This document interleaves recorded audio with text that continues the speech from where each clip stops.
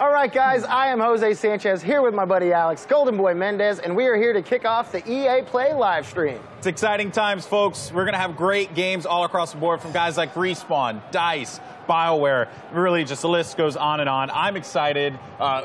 You know, Jose, what about you? What are you excited about here? I might be a little bit biased, but I did happen to host the Battlefield 1 world premiere last month, so I definitely want to get my hands on some of that Battlefield 1. No, I hosted that, 100%. I was there. I hosted it.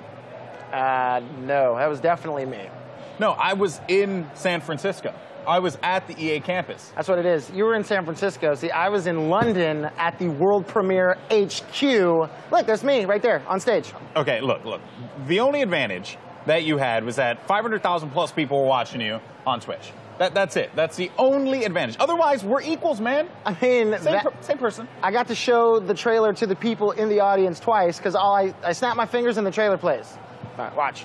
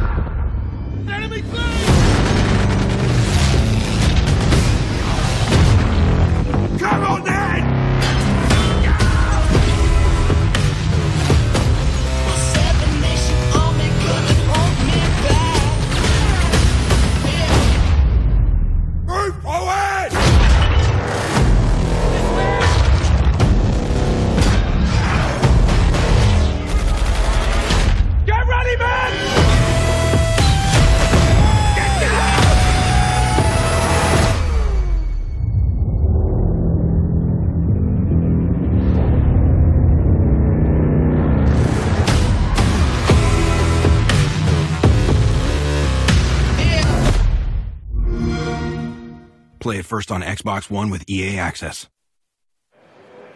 All right, look, I'll give that one to you. I'll give it. No. We don't need you to snap your fingers again, man. Same. Okay, that's like clearly a dangerous tool. But I just want to say, you know, I'm a competitive guy, right? And a lot of people who know me know that I have commentated events all across the world, and I've been a part of some pretty crazy moments. But I think that this right here, Battlefield Squads, is going to be insane. A 64-player throwdown, and it's going to have, you know, broadcasters, YouTubers, celebrities. It's going to be insane. I can't wait. Personally, I'm excited to see who takes it on. We got Team Neebs versus Team Stone Mountain 64 in 32v32 battle to the death. It's insane. It's Video game death, not actually. Yeah, of course. That is going to be taking place after the press conference, so that will be very exciting. And you know what? Stone Mountain, pressure's on you, buddy, because Neebs has been bringing it. I saw that video. A lot of video trash talk. A lot of video trash talk. Neebs is bringing it. So yeah, I mean, you know, we have Battlefield Squads happening later today. And then, you know, speaking of competition, we got to talk about your boy Peter Moore. The PM. PM is the CCO, Chief Competition Officer. That's awesome. The PM's the CCO? That's insane. Acronyms for days. No, but seriously, I think it just shows EA's focus on competitive gaming. Yeah. As a competitive gamer, that makes me very excited. And Peter's been doing, you know, competitions with EA Sports for a while now, so I'm excited to see what he's going to bring us with this new competitive role that he's taken on. And speaking of competition, too, you have to highlight the Madden Challenge, Madden 17 as well. You know, they're making that for competitive play. You know, all these features that they're putting into the game, man coverage, zone coverage, just all these features that are focused on competition. And then you have the Madden Challenge. So there's just so much going down here at EA Play. It's awesome. There's a whole lot of Gronk smashing is what's going on. We got to talk about Gronk. Every time he does it, I just hear the Hulk in my head. I don't know why. Yeah, you clearly have like this obsession with it. I think that Gronk being on the cover, pretty dope. That's going to be exciting. It's pretty cool. You know, why not? And then to kind of change gears here, we have Mass Effect Andromeda coming out, man. Like new Mass Effect. You know, they showed the teaser 2 years ago, and finally I get to see more Mass Effect. Oh, I need more Mass Effect in my life. I need to hold the mass of affection in my hands. So, like, is a Mass Effect like a thing? It is. It's like a mass of affection. Okay. All right. Well, that's fair. I mean, you know what? We'll roll with it. We'll roll with it. We'll keep going. Whatever. You know, it makes sense in his. Yeah. No. Sure. But we are going to see some more Mass Effect Andromeda. I'm excited. Like you said, this has been 2 years in the making, and I couldn't be more pumped. But then to shift gears again, FIFA. Into FIFA soccer. 17. Or football, as they call it. I don't know. Listen here, man. We're in America, okay? And in America, we say soccer. That's true. Okay? But you know what, though? You could say football. You know, a little... the little thing. With the little thing and the thing. You the thing over the thing and the thing over the thing makes it football. Of course, it's like a sport that. For our friends in London, though, you know, like they're probably not too thrilled about that. So we'll let you keep calling whatever you want to call it. We'll just roll on. What would we call Madden? You know, it's what we call Madden, right? It's football, right? Yeah, I mean, I don't know what the connection is, but it's football. You know? There's a foot, there's a ball, you kick the ball. You know, like it makes sense to me. America. So, you know, that is exciting. We're going to see some FIFA 17. And we're going to see it in Frostbite. That's for the first other time. thing, man. FIFA Frostbite. Frostbite FIFA 17. It's like, say it like 30 times. It's like FIFA Frostbite 17. Frostbite FIFA 17. There's no way that's not a tongue twister. No, it's got to be. So that's a lot of really cool stuff there too, right? You can play footy and FIFA on Frostbite. What? Footy and FIFA on Frostbite? My God, I can't even do that. I know. That's insane. You have a skill, man. Fist bump it, dude. Way to go, man. I'm so proud of you. All right. Well, you know what? Enough with just the tongue twisters here. Let's go to something that we both know very well, and that's Star Wars. And that's Battlefront. Yeah. And we know Star Wars Battlefront. How many hours have you put into this game? I put too many hours, is it safe to say? What sucks is I played it on everything that I could. It's like in the counter at the bottom where it says like how long you played. Yeah. For you, it says too many. Yeah, it's like, well, because I played it, I played it on consoles and I played it on PC as well, so it's hard to balance which one I appreciated more because I was having so much fun. Different friends have different consoles, different units to play it on, so you just got to play it on everything. Yeah, well, I mean, I'm glad you do have friends. You know, because that is obviously... Those three guys. They got your back my squad. across the 3 different platforms. Yeah. That's it. That's one of each. Yeah. Well, you know what, though?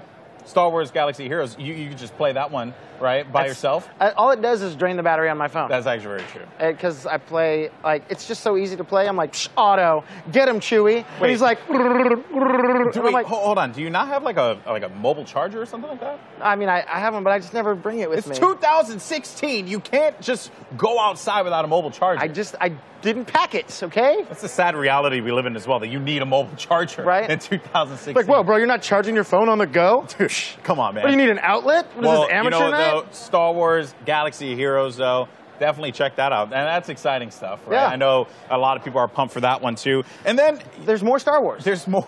There's more. There's still more. But wait, there's more. If you act now, we'll give you more Star Wars for your buck. It's like, it's blue, it's green, it's Star Wars. No, seriously. Star Wars, the Respawn game. I don't even know what to expect here. I know nothing about this game other than Respawn is making a Star Wars game. Yeah. That's all I got. I mean, that's all I need, really. I mean, it's not like Respawn's doing anything else right now. It's not like they're not busy working on other games. Hold up. They actually are. But we'll get to that in a second. I tried to actually fish some information from Respawn. Yeah. And then, out of nowhere, this, Stormtrooper came and escorted me out of the building. And listen, you might think, oh, dude, so cringe. No, I'm not fronting. There was a guy dressed as Stormtrooper. I think he was a fan and just chased me out of the building. It was insane. We got to really lock down here. Security's got to tighten up. I was going to say, that's some pretty solid work, though. It's a problem. Stormtroopers, they usually miss, but when they're guiding people out... No, when they're guiding people out, they're actually really good at it. Princess Leia knows. Now, of course, we have to address the big one for me. The Titan in the room? The Titan in the room. I did that. Oh, you. I did that. You're so... It's just, I don't know where it comes from. You're so clever. Okay, Titanfall 2, Jose. This is going to be awesome. I can't wait to see what EA has in store for us, man. What Respawn has in store for us. I mean, as if they weren't already exciting everyone enough with the announcement that they're making a Star Wars game. Oh, by the way, Titans with swords. Titanfall 2. It's like Ninja Titans. I would have been okay if they just would have given us bigger guns. Samurai Titans. Then they brought us swords. Pirate Titans. Pirate Titans. Dude, imagine all the different kinds of Titans swords. with eye patches? Oh my God. This is exciting. Is that confirmed? Is that confirmed? Did we just do that? I think so. Oh man, Respawn, you put yourself into a corner. Eye patches on Titans. You have no choice. But Titanfall 2 though, that's gonna be awesome. I'm super excited for it. And then, of course, there is a giant Titan here as well. Yeah, it's being police escorted right now. You can hear the sirens. It's ridiculous. Did a Titan just fall? Yeah. Did a Titan just fall? Titan just fell? Sir? Titan, I think, yep, no, are you for sure it's a Titan? Yes, it's a Titan. Here's the thing. Whenever I actually, hang out with Respawn, they always bring just a giant Titan wherever we go. We went to dinner one time, and there was a Titan there. And I'm just like, why would you do you valet this? that? Yeah, it makes no sense. We were actually at, just a fast food restaurant, right? And we were just ordering some food, and there's a freaking Titan outside. Why? What's the reason? Do you do drive-thru? You're like, why? You can't even do drive-thru with a Titan, man. At that point, it just becomes ridiculous. Now it's just showing off. You know, it's like, look at my $1 billion car. Yeah, right? This is amazing. Oh, you have a Tesla? Wait, I have a Titan. Yeah. You know, come on. Electric powered. That's the new upgrade in Titanfall 2. All the Titans, they're electric powered, no gas. Yeah, no gas and swords. Yeah, that's right. And swords. Oh, what? Swords. Swords. And I can't wait. I'm excited. It's going to be good. But not only do we have awesome things going on here, we also have EA Play going on in London as well. That's right. That's insane. Peter Moore is out in London. He's actually being police escorted via jet right now, but no. And you know we're in LA when there's police cars just whizzing on by. Everywhere. Yeah. They're all I'm almost certain in London though it's like a like that. It is. But out here, and they come out baton ready to battle off all the Titans, but they can't handle it. But that's honestly, why, if anyone can't take down a Titan, it's the London Police Department. Right. So I'm totally down with that. And that's why we have Peter Moore out there. He's been sending me Snapchats. Peter Moore just found out about Snapchat, and he's been sending me snaps of the EA Play London. He has. You got to look at some of these videos he's sending me.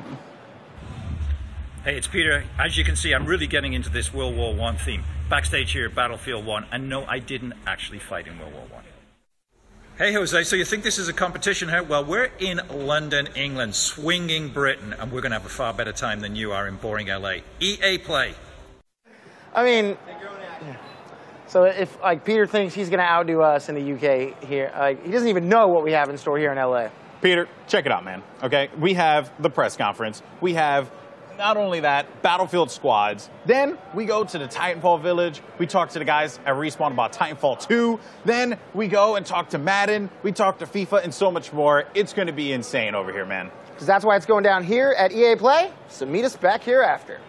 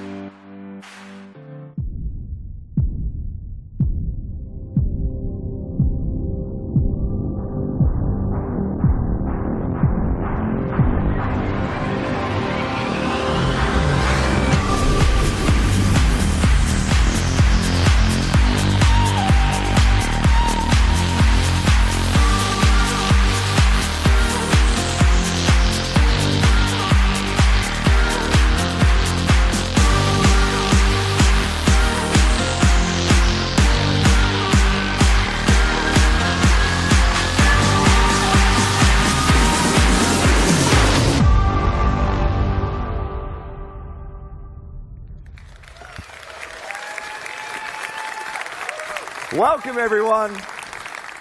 Welcome to EA Play, coming to you live from the Novo in Los Angeles. It's always cool to be part of something new. This is a brand new event, a brand new venue, and we're kicking things off with a new type of show. Now, we all know you have an insatiable appetite to dive deep into the games you love, but we could never give you everything you want in 60 minutes. And let's be honest, even if we could, you'd also probably rather see and hear it from the community anyway. We get it. So consider this next hour to be a taste, a quick glimpse into a bunch of great stuff that we have in development. This is us opening up the door, welcoming in our players, influencers, media, and partners. We're inviting you in to play. We're surrounded here by hundreds of game stations. Thousands of you will get hands-on with our games this week. Unfortunately, more of you won't. But the content creators here are the ones who can tell you what they see, what they feel, what they like, and even what they don't. And that's fine too. We want your feedback. We want to know what you think. Just as long as you take some time to play. Of course, EA Play is a global experience. So here's a twist. Someone had this crazy idea of hosting EA Play in not one, but 2 locations. And then, I'm pretty sure it was that same person had an even crazier idea of seeing if we could join them live via satellite. So let's welcome Peter Moore and hundreds of our friends from London.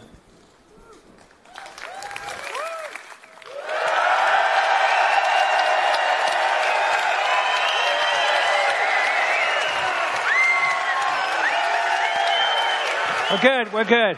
Hi, Andrew. As you can hear, we've got a great crowd here in London. We're at the iconic Hammersmith Apollo Theater. We've got 100 game stations back there. I've got 600 of my best friends. What a great-looking group they are. We are going to have a blast tonight. Back to you. Thanks, Peter. We'll be back with you in just a bit. Let's quickly set the stage for what you'll see over the next hour. We will take a look into the future of EA Star Wars games. BioWare will take us further into the next intense chapter of the Mass Effect universe. From EA Sports, we have both competition and story. And of course, Battlefield 1 and Titanfall 2 are both here today. Right away after this show, we will actually host the first ever live-streamed 64-player Battlefield 1 match. Now, here's a question for you. Did any of you see the Battlefield trailer last month? I know you did, and I know a bunch of you were thinking, is this real? Are there actually going to be airships and horses and trench knives and shovels? So two things. One, yes, and two, you can see it for yourselves. Not in another trailer, but with an hour of gameplay live streamed around the world just an hour from now. A few thoughts before we get into the action. Just a decade ago, there were about 200 million game players in the world. We thought that was a lot. Now there are 2.6 billion and growing. We are all part of a global phenomenon. At its core is play, something that is increasingly important to our lives today. For many of us, games are vital.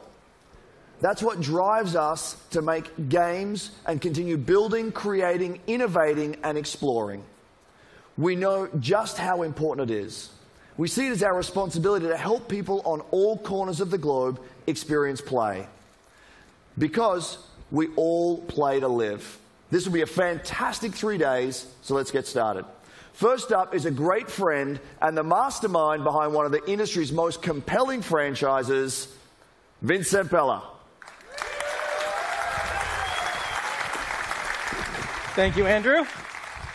Well, everyone, it's great to be back near E3. So, Titanfall introduced millions of players around the world to the fast, fluid, pilot and Titan gameplay that is at the heart of Titanfall. And with the release of Titanfall 2, we're excited to welcome PS4 players to the franchise for the first time. We'll start off with a look at what players can expect out of Titanfall multiplayer.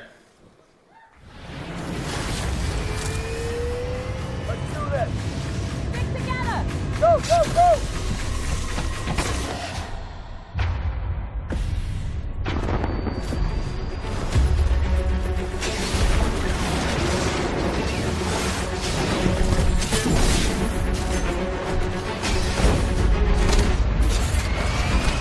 Welcome back.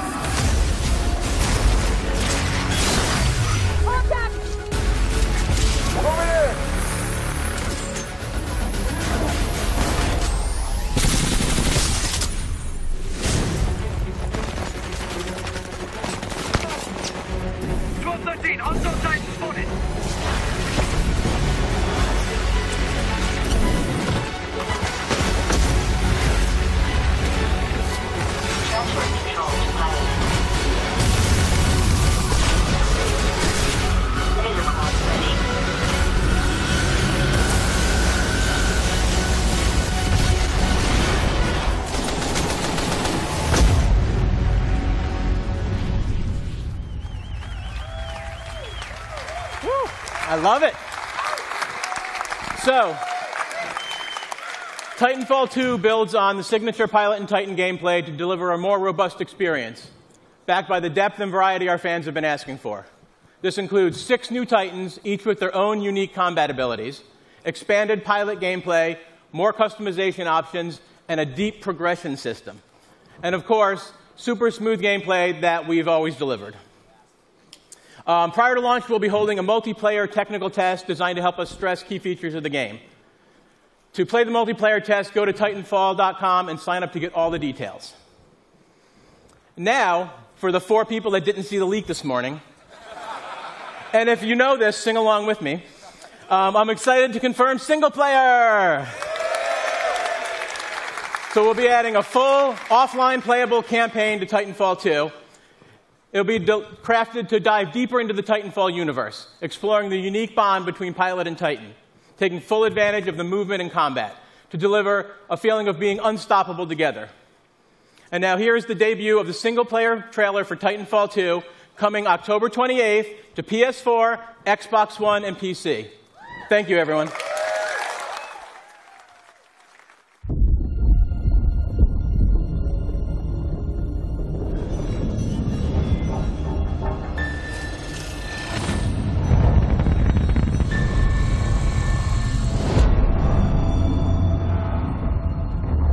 BT-7274.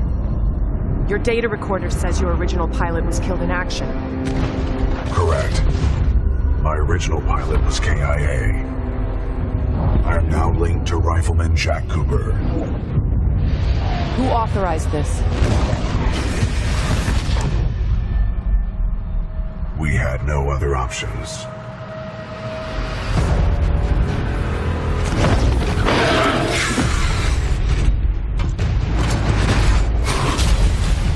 What are your protocols? Protocol 1. Link to pilot. Protocol 2. Uphold the mission. Protocol 3. BT! Protect the pilot.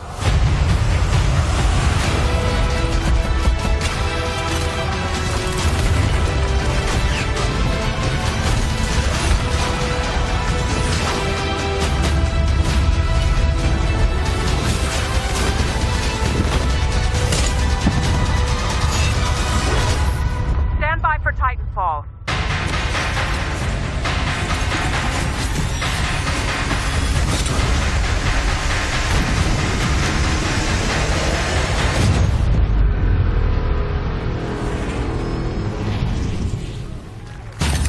Trust me.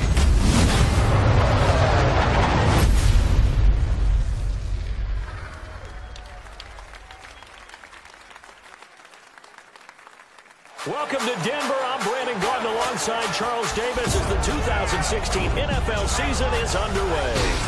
Hold up, this the game that shows us. Pioneer started on my corner like the cold rush. Had lining up the block like a gold rush. Saying live fast and die young is what they told us. Yeah. Yo, we should get them, so I got them all. Yeah. Here we go. Just 3 seconds left. The Broncos fighting for their playoff lives. A snap, hold, it's blocked. T.J. Ward blocked it. And in the most improbable of ways, Denver is going to the playoffs.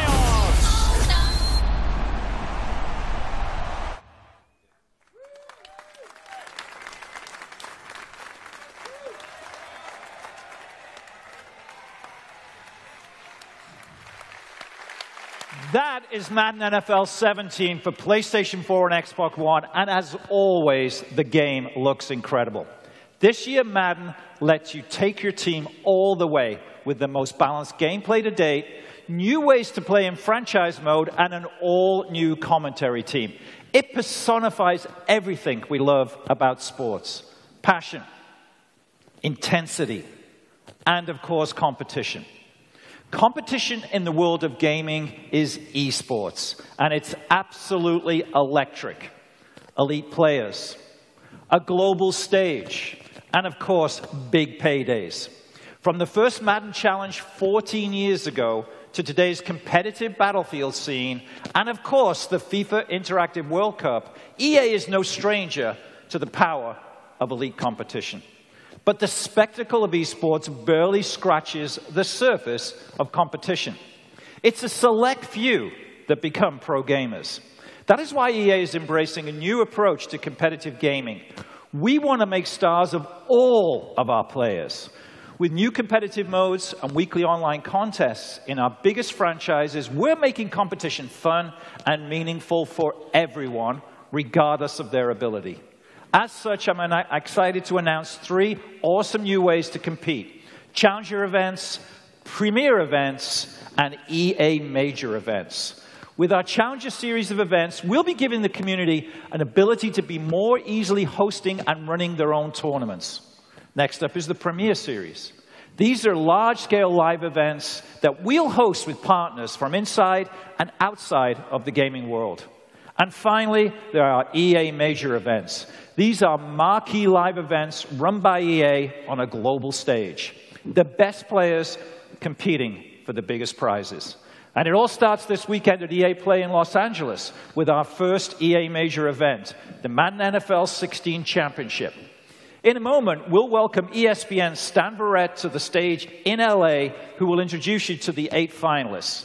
But first, let's meet 2 of the fiercest Madden competition out there, Eric Problem Wright and Zach Serious Mo Lane. The greatest of all time is the guy to beat. This guy just wins. Being the best in the world often inspires awe, reverence, respect. But when you're the best in the world at a video game, everyone thinks they can take you down. Every day on Twitter, there's people coming in saying that they can beat me. Usually, I just respond in the nature of something like, you know, Floyd Mayweather doesn't fight, you know, Joe Schmo off the streets. I am the greatest of all time when it comes to Madden football. I'm here to win, and whoever's in the way is just, you know, another person that's going to have to get laid out. I'd like to believe that I'm the best Madden player in the world.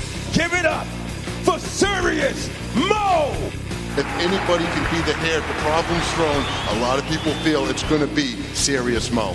I'd kind of dedicated my life to this. You know what I mean? When I was 16, I was like at the top of my class, but I would like go to school with like no sleep from being up all night playing Madden.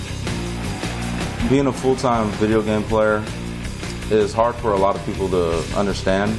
It is tough. It is tough to do, and I'll play as many hours as I can just to really get ahead of the competition. Both Problem and Serious Mo have a claim to the top of the Madden world, and the issue may be settled at the Madden Championship. It's a tournament that started with 1 million players in online qualifiers and ends this week, live in Los Angeles, with $50,000 at stake. These would-be rivals are actually close friends, but don't expect them to take it easy on each other if they meet with a title on the line. Oh, there's no question I'm going to win the Madden Challenge this time around. I wish him the best of luck, but you know, I got to beat him.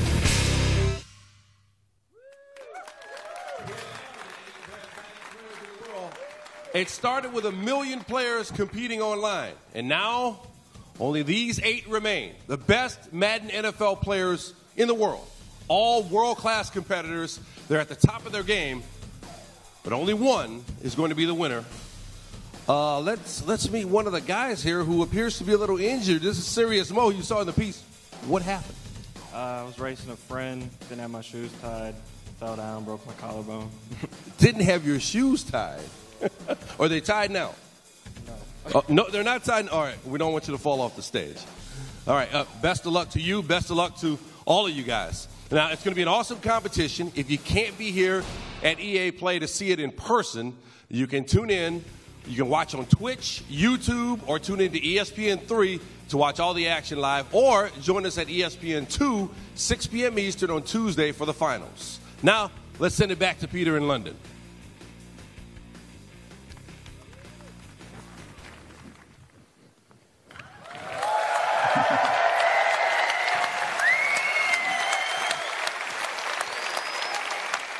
Thank you, Stan. Looking forward to some great action this week. But let's also take a moment to talk about the year ahead. I'm excited to announce the Madden NFL 17 Championship Series. Next year, everything gets bigger and better. How much better? We're putting up $1 million in total prize money. Now, it takes full-time dedication to be the best, and we want to reward our elite players for their skill and commitment. The Madden 17 Championship Series is a full year of high-stakes action that spans 4 EA majors and more events to be announced soon. But it's not just Madden. At EA, competition is at the heart of everything we'll do. And we'll have more news about more events and more games to share soon. So stay tuned. And here's to a great year of competition ahead. But now, let's go back to Los Angeles. Here's the general manager of BioWare, my good friend, Aaron Flynn. Thank you, Peter. Thank you. Thank you, everybody. Thank you. At the heart of Mass Effect Andromeda is a question. How far will we go? In the game, you are part of an ambitious expedition, leaving the Milky Way galaxy to help humanity find a new home. You travel millions of light years to the Andromeda galaxy. You wake up. Now what? Everything is new. New planets, new species, new technologies. You must be among the most courageous, the most daring to go on this journey. Because this is a galaxy where you are the alien. How far will we go? That question is also at the heart of the development of Mass Effect Andromeda. The Mass Effect trilogy is a huge part of our history and the lives of many of our fans. It was an amazing story, but this is a whole new adventure. We're building on the things you love about Mass Effect, amazing stories and gameplay, and now we're letting our imaginations run wild. This is a bigger adventure filled with a whole new cast of memorable characters and more freedom than we've ever given players in a BioWare game. And for the first time, it's all powered by Frostbite, which means you're going to see, hear, and feel Mass Effect like never before. That's our promise to you. So how far will we go? Well, we can't wait to share more with you this fall. Here's a look behind the scenes at Mass Effect Andromeda. Thank you.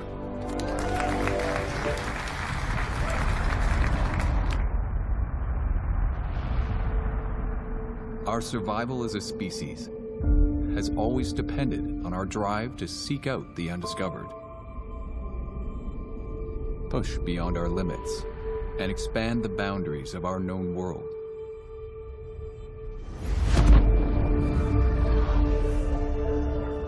With Mass Effect, we are going further than ever before.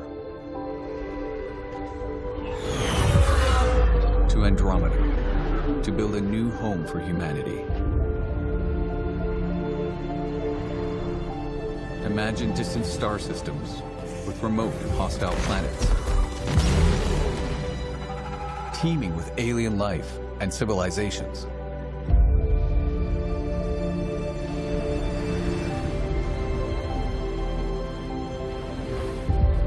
Worlds where adventure, danger, and the unknown are waiting to be discovered.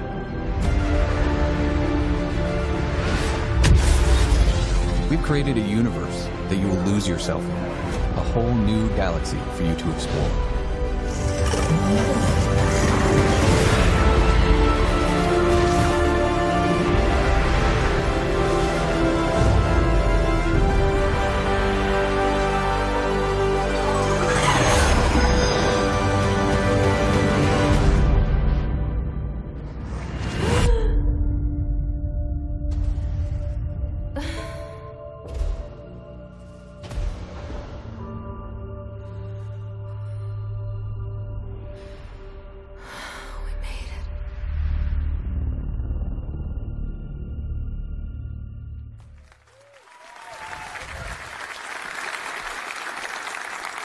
All right. How's everyone doing? Okay. I hope you're loving what you've seen so far. We've still got a bunch more ahead, including FIFA, Star Wars, and of course, Battlefield 1. But first, let's have a practical conversation about play. Many of these games we're talking about today are months away. Meanwhile, I'm sure you're all playing games that you've already invested a ton of time in. So our commitment is to support the community. It's a commitment to continue delivering new content to enjoy with your friends. In just the last year alone, we delivered more than 300 game updates to our most popular games. This year, that number will be even higher. And for EA Play this week, we have our biggest collection of content updates ever across both console, PC, and mobile. We've also got free trials to help you discover and try something new this week, like the Outer Rim expansion for Star Wars Battlefront, or check out some new games through EA Access for Xbox One and Origin Access for PC. Both have more than 20 great games available in the vault, and they are free for everyone to try all week long. Now here's one more way we hope you'll play this week. We have a new program called Play to Give. It's a big deal for us, and it's unlike anything we've ever done before. We're bringing together in-game challenges with charitable donations. First, the charities. At EA, we celebrate charitable causes that encourage a more diverse and inclusive world for all of us, as well as those that inspire and assist future game makers through STEM education. So we've partnered with 5 great organizations for EA Play.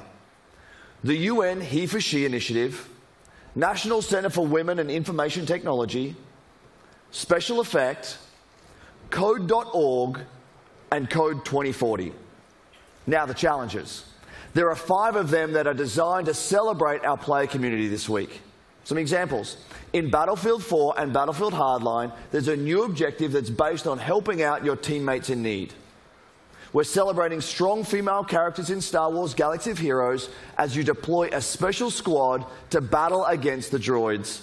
And in FIFA Ultimate Team, if you can win with the Play to Give Cup, you receive an untradeable rare mega pack. It all comes together at the end of EA Play when we donate $1 million in celebration of the importance of play. Now let me send it back to Peter for some big news on FIFA 17. Peter, over to you.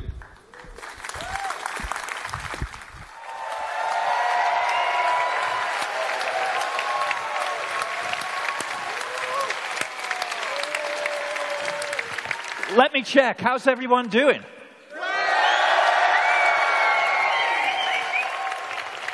I think we're winning. Thanks, Andrew, and welcome back to London. Now, like me, I know many of you are excited that we're in the middle of a summer full of football. England looked good last night, till about the 92nd minute. But to be here in England at the heart of football, there's no better place to show you what's next. You'll see in a moment just how far FIFA has come from its debut in 1993. This is a revolutionary year for FIFA, for the most popular sports game on the planet. This is FIFA 17. EA Sports. It's in the game.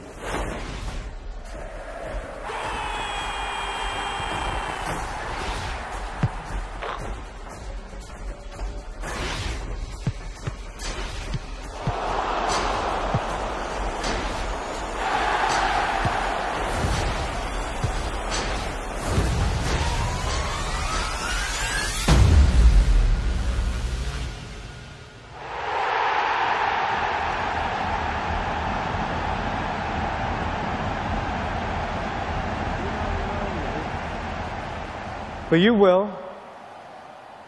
My name is Alex Hunter, and just like you and every other kid that's grown up kicking about a football, I've always dreamed of playing on the biggest stage for the best tactical minds in the game, alongside the greatest names. Playing in the park with my mates, I've already pictured it.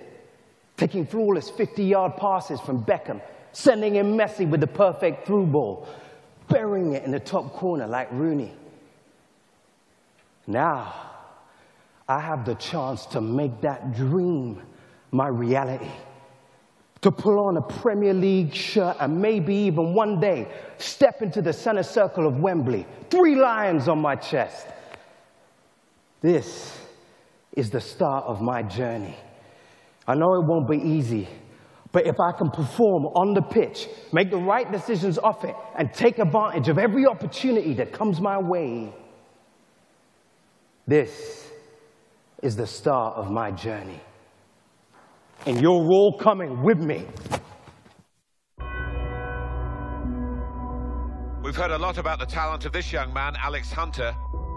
He had a wide choice of clubs to sign for. Today his journey begins as he makes his Premier League debut. I haven't seen a kid coming out of the exit trials generate this much interest in years. I never expected anything like this. Yes! A goal for Alex Hunter on his debut. You're in the big league now. You have to raise your game. You need representation, you call me.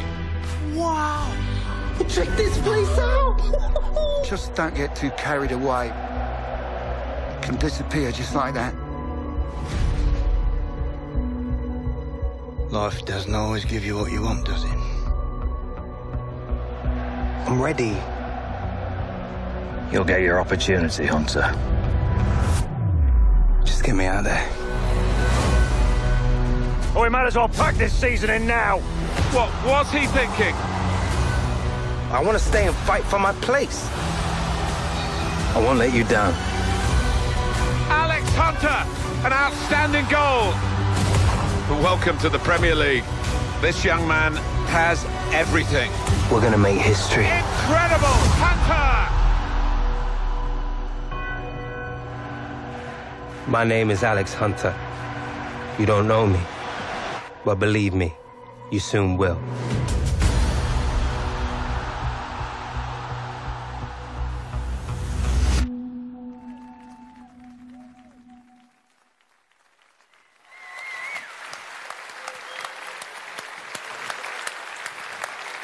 So that's amazing.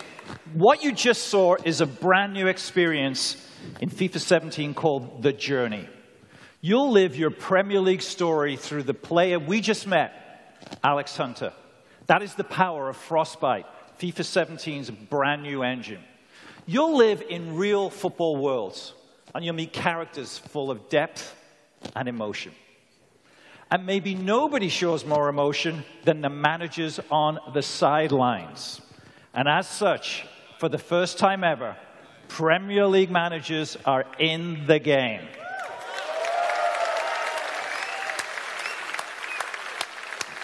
So that means if we're launched today, we'd have 3 of the most legendary managers in FIFA 17. Check them out. Pep Guardiola, set to join the league. The legendary Arsene Wenger at Arsenal. And of course, my favorite of them all, at the best club in the world, Jurgen Klopp at Liverpool. Now, these managers are the best. These 3 are the best, second to none. More than 1,500 wins between them, with 10 league championships and 2...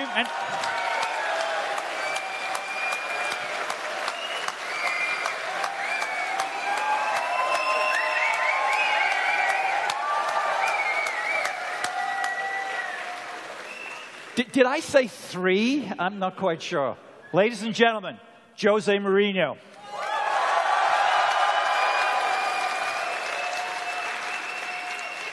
So I apologize. I don't write the scripts here. I don't do the game. Jose, of course, is in the game. And it is a great honor for Jose to join the EA family, to be in FIFA 17 as the great manager now, of course, of Manchester United. We've rendered you in the game. I don't know if we can have a look. Can we get Jose up in the game? But I'm still upset with you. You're still upset? What about you are? You're going to be more upset when you come to Anfield this season. We are 20 of us. You choose 3. Just 3. You leave us 17 out. I know. I'm not happy with that. Yeah. See that? First of all, he looks great. Secondly, I can tell you on behalf of all of us football fans, it's great having the personality and the skill and the talent that is Jose Mourinho back in the Premier League. And thirdly, I can't wait to bring them to Anfield and show them where real football is played. Having said that, it is great having you in the game. I know your son's a big player. Yes, he is. Who does he play as? Here's the question. Do you know? I don't know, really. I just know that I can wake up 3, 4 o'clock in the morning with his noise. Yeah. Does he spend money on Ultimate Team that you're aware of? Yeah, I control the debit cards, and yes. Well, I think we've all seen your contract, so I think there's plenty of Ultimate Team business to be had. So it's going to be great having the managers in there, and it's even more important to have Jose Mourinho, one of the great personalities of football for the last 20 years, and all of the things that he's done for this game. We couldn't be more happy to have you in the game. I know your son needs some early code for the game. I think I can take care of that. So, but ladies and gentlemen, please thank Jose Mourinho for joining us here. Welcome. Bye, guys. Thank you. Thanks, Jose. Thank you. Bye-bye.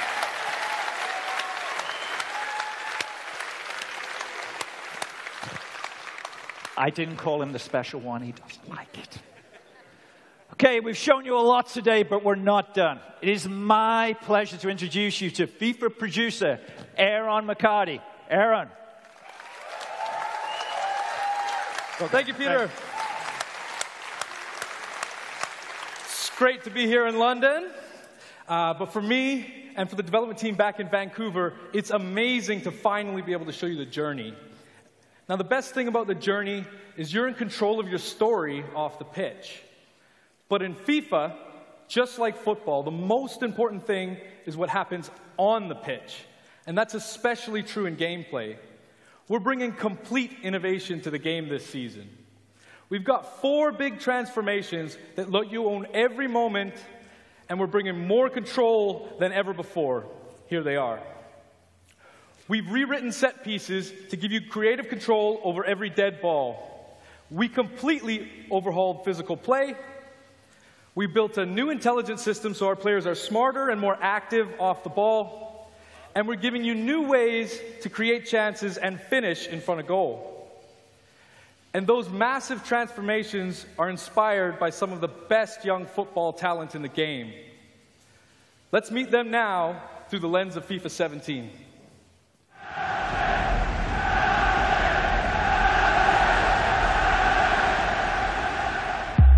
Okay, guys, a new season, a fresh start. Today is about winning. In football, this is the most important thing. When we win, we make the fans happy. They are why we train. They are why we are here. So remember what we need to do. Be strong on the ball. Make intelligent runs. Be ruthless in front of goal. And own every moment. The time has come. You are ready. The fans are ready. Now, go show them why we are the best. Great strength there from Hazard. What a run from Royce. Martial, hard and low. That is world class from James Rodriguez. Make them happy. Make them sing your name. When you play for the fans, that is when we win.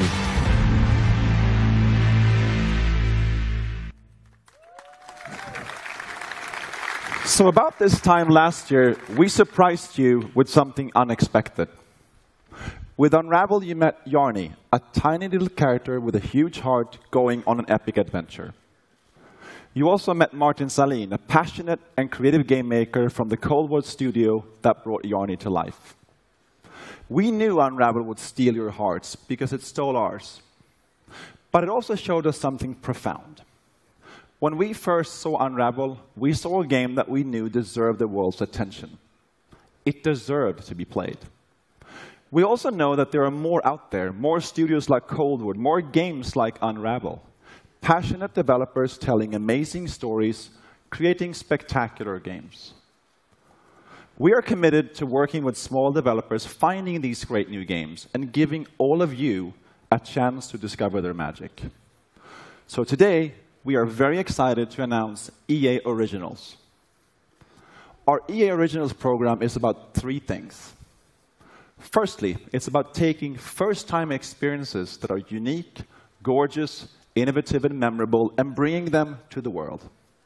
Secondly, it's about supporting small developers and helping them make the most of their games. Now, we'll seek out a few projects each year for EA Originals and partner with them through the whole process from development to marketing to publishing. And lastly, it's about funding and offering a level of security. Now, making games is hard. It's a hard business. And these small developers have risked themselves to develop a new IP and created games and great games deserve to be played. Now, check this out. With EA Originals, we want all the profit from these games to go back into the hands of the developers, so they can keep innovating and creating into the future. Now, we've already begun with EA Originals, so please welcome to our stage Klaus Lyngeled from Zoink Games in Gothenburg. He is here to take you into the beautiful world of our first EA Originals game called Fe.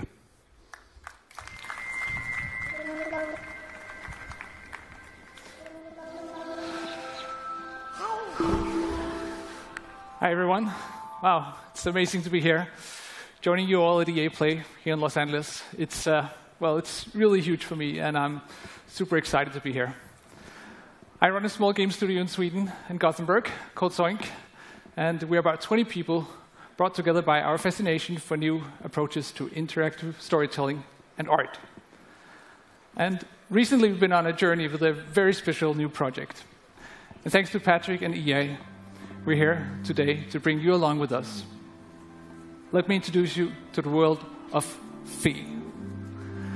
At its heart, Fe is a personal narrative about our relationship with nature.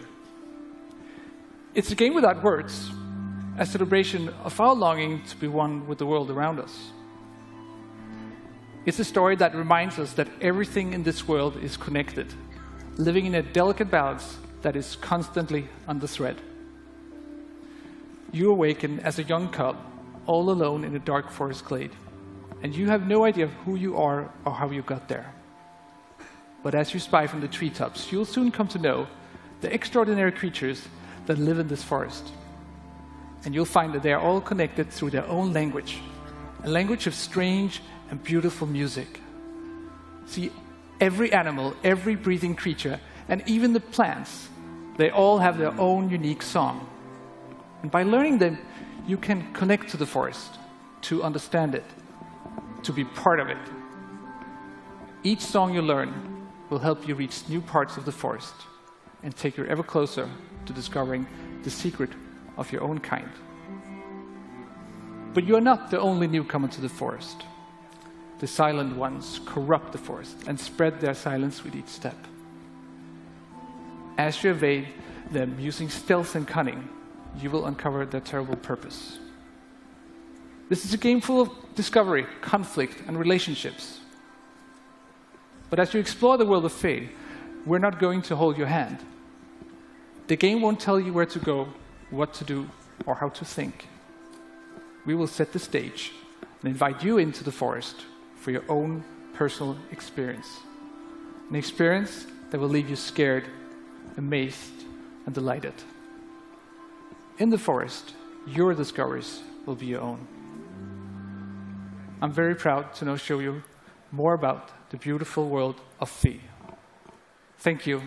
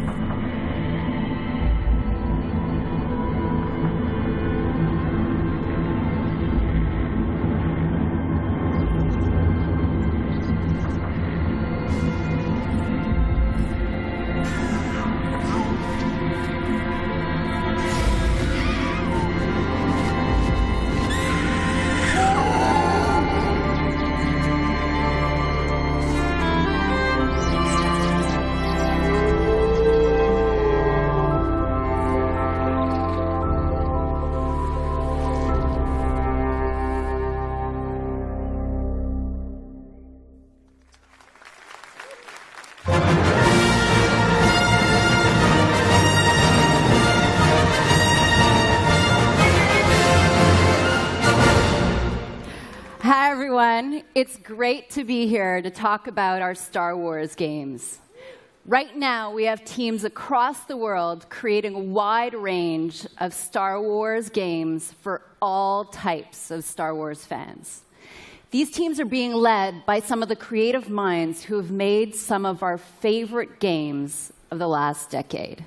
And now they're channeling their talent and passion to bring you all new experiences that will span many corners of the Star Wars universe for years to come. Let's break it down. Already today, you can play Star Wars Galaxy of Heroes, Star Wars The Old Republic, and of course, Star Wars Battlefront. Each of these games are live and getting fresh, new content all year long. Next year, you're going to get a new installment of Star Wars Battlefront. Led by DICE, in collaboration with Motive, we're building on the foundation of the first game. We're listening to our players and adding more of what you want, including content from the new films. Then coming in 2018 is a new action-adventure game from Visceral Games. Amy Hennig and team are creating an original narrative in the Star Wars universe with new characters. And beyond that, we've got more amazing projects in store, including one from our partners at Respawn Entertainment. They are exploring a different Star Wars era in their own third-person action-adventure game. We can't wait for you to play these games. I can't wait to play them myself. Here's a special peek behind the curtain at the EA Star Wars games we're working on with Lucasfilm. Thank you, and may the Force be with you.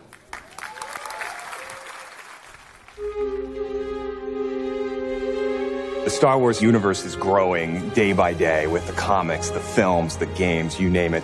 And to be a part of that and to work with Lucasfilm is incredibly exciting. So what we're really trying to do at EA is cater to different areas of the Star Wars universe and create different game experiences that are tailor-made for those fans. With Star Wars Battlefront, we wanted to really be able to bring people into the world of Star Wars like never before. What excites me now is bringing in more characters, more planets, more environments, more eras.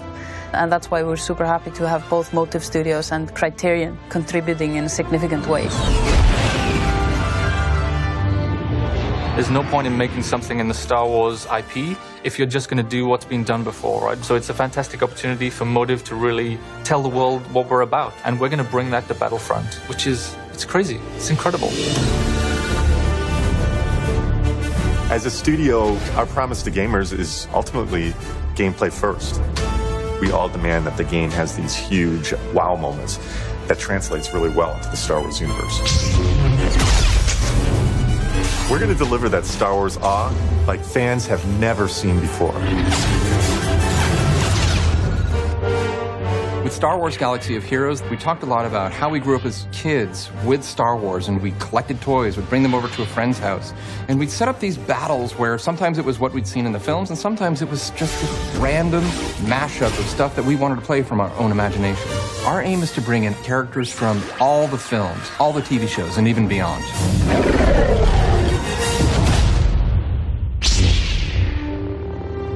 Star Wars is what got me into role-playing games in the first place, that storytelling you did as a kid with your Star Wars action figures.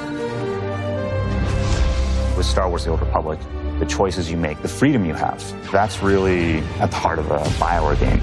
And beyond The Old Republic, there are so many stories that we still want to tell. Our goal has always been not to just sort of make a game that is set in the Star Wars universe, but to really tell an authentic Star Wars story. And that's actually a hugely different thing. How do you ground the new and unfamiliar in the familiar? You need the guidance of someone like Doug Chiang to show you the way. One of the great joys of working with Amy is she is like a film director in many ways, because she is telling her story and I'm helping to realize her world.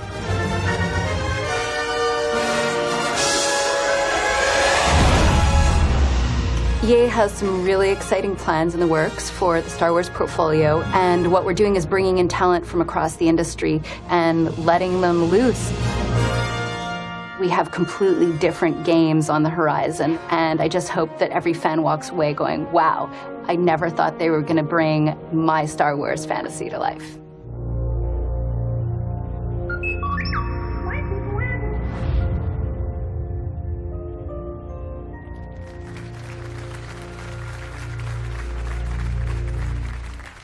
Thank you, Jade, and thank you to all our studio teams working on Star Wars games today.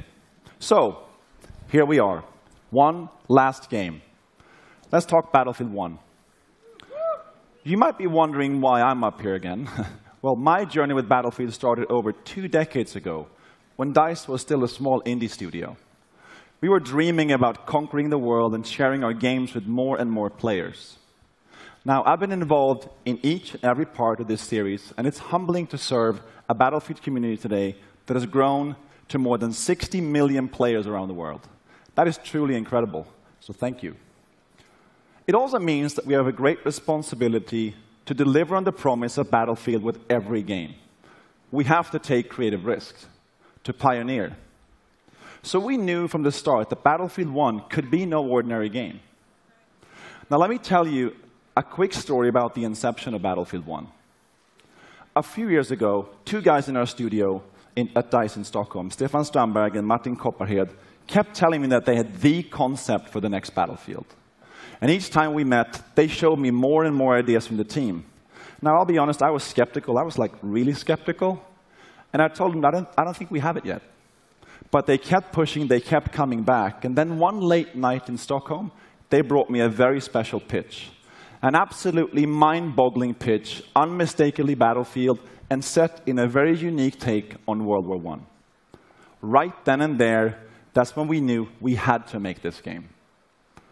So when you stand here introducing a game like Battlefield 1 to tens of millions of dedicated players, you know the risks were worth it.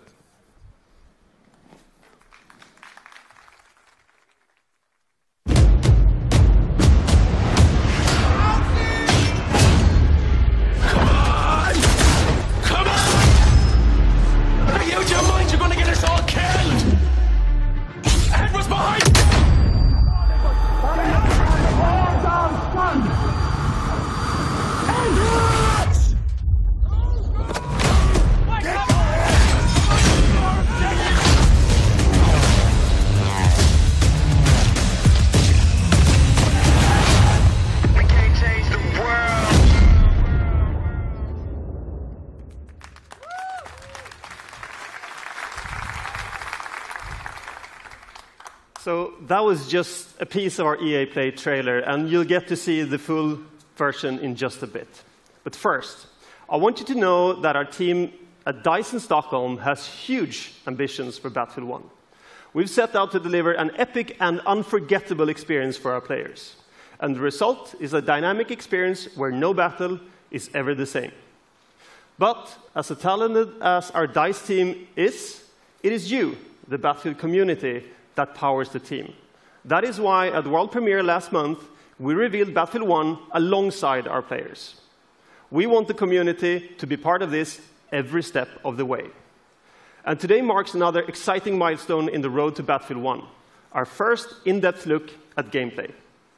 And to reveal that, I'm honored that we have players from our community here to lead the first ever live stream of Battlefield 1 immediately following the press conference. And our host, Jose Sanchez, is with a few of them right now. Thanks, guys. I am excited because today we are going to see actual gameplay straight from Battlefield 1 under the command of 2 solid teams with players like Jamie Foxx, Zac Efron are going to be on those teams. Are you guys pumped for tonight's event? Yes. Jazzed. Can't wait. Dude, stoked. I know I'm excited, and coming up in a few minutes, we have the Battlefield Squad's live stream kicking off. 64 players going head-to-head, 32 v 32 in a best-of-3 matchup, and I can't wait to see wins. Good luck to the both of you guys and your respective teams. Now let's go back up to Patrick and find out exactly what makes this game so epic. Thank you, Jose. So only in Battlefield 1 will you engage in some of the biggest battles ever seen, as you squad up in epic multiplayer matches with up to 64 players. Now that's going to be really cool to watch. And in just a few minutes, you'll get to see how no battle is ever the same. Through the power of Frostbite, intuitive destruction, dynamic weather, and a variety of weapons and vehicles makes this the most immersive and dynamic Battlefield game ever. So let's start by talking destruction, a hallmark for Battlefield. In Battlefield 1, destruction is more intuitive and natural than ever. This creates unlimited gameplay possibilities as you impact the world around you. And next, dynamic weather. Weather will now change unpredictably, so you will need to adjust your tactics based on the conditions. So playing the same map on a bright day or in heavy fog or rain will impact what you see or hear, so you have to adapt your playstyle. And finally, an impressive variety of weapons and vehicles add to the range of experience you'll have on the battlefield. And most notable, the introduction of the ultimate vehicles, the behemoths. The Great War gave birth to some of the largest vehicles ever made, and Battlefield 1 gives you the chance to control these beasts. Take control of an airship, armored train, or a battleship to dominate the battlefield across air, land, and sea. An all-out war has never felt so epic. When Battlefield 1 launches on October 21st, worldwide, you will experience destruction, weather, and a variety of weapons and vehicles that ensure no battle is ever the same. And for those of you who are Battlefield insiders, you get an early access to experience this firsthand during the open beta later this summer. All right. In just a few minutes, the Battlefield Squad's live stream will begin. But first, let's take another look at Battlefield 1. Thank you.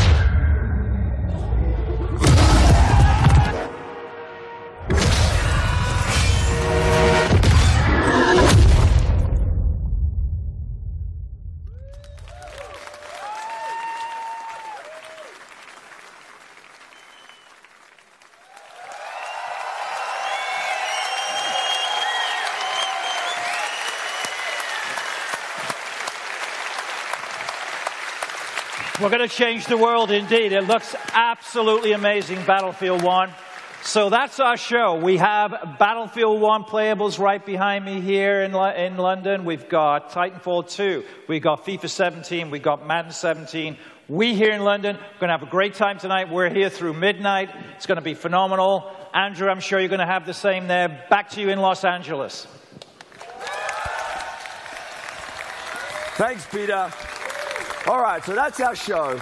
And now, the way I see it, I'm the only thing standing between you and an hour of Battlefield 1 gameplay. So let's keep this quick. Thank you, everyone, for joining us today. Thank you to all of you here in Los Angeles. And, of course, thank you to everyone in London as well. We're just getting started here at EA Play, so stay with us. There's a lot more to come. And now it's time to play. Thank you.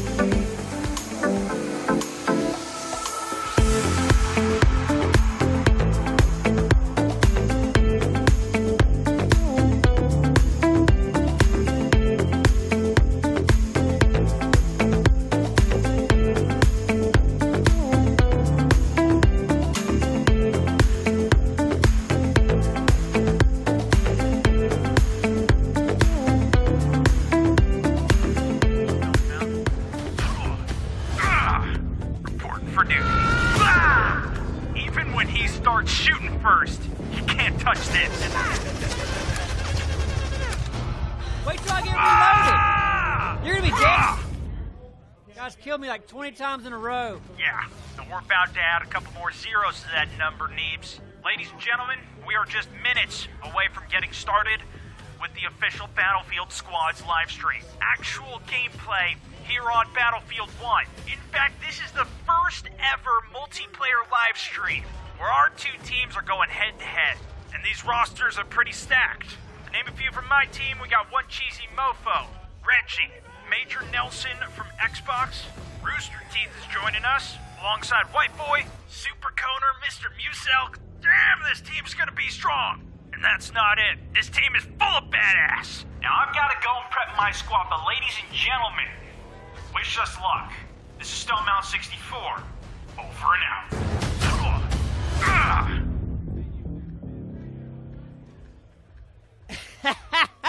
Stone Mountain, I hope you play Battlefield better than you make promos. Hit it!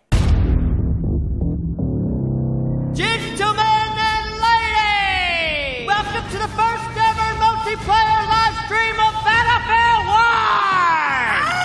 1! Where Stone Mountain 64's team will be facing the Neebs Gaming team! He doesn't have a chance, baby. That's right, because we got our own stacked team of professionals. Tell them who we got, man. We got Rival X-Factor! Oh, yeah! Materio! Yeah! Double Cap! Woo! Jack Spray! Jack! 30! Jack! 249! And many more! Stone Mountain's team doesn't have a chance! No, sir, buddy. And if you want to find Stone Mountain on the battlefield tonight, here's what you gotta look for. Listen up, people at home. That guy getting hit by the shuttle? That's Stone Mountain. That plane blowing up? Stone Mountain. This plane flying in this windmill? Stone Mountain. The windmill? Stone Mountain. Who are all these guys falling down, Neebs? That's Stone Mountain's team. Who's this guy in the corner? Little baby boy, Stone Mountain. Hey! Stone Mountain! I got a plan! I got a plan! It's an airship, you idiot! I mean airship!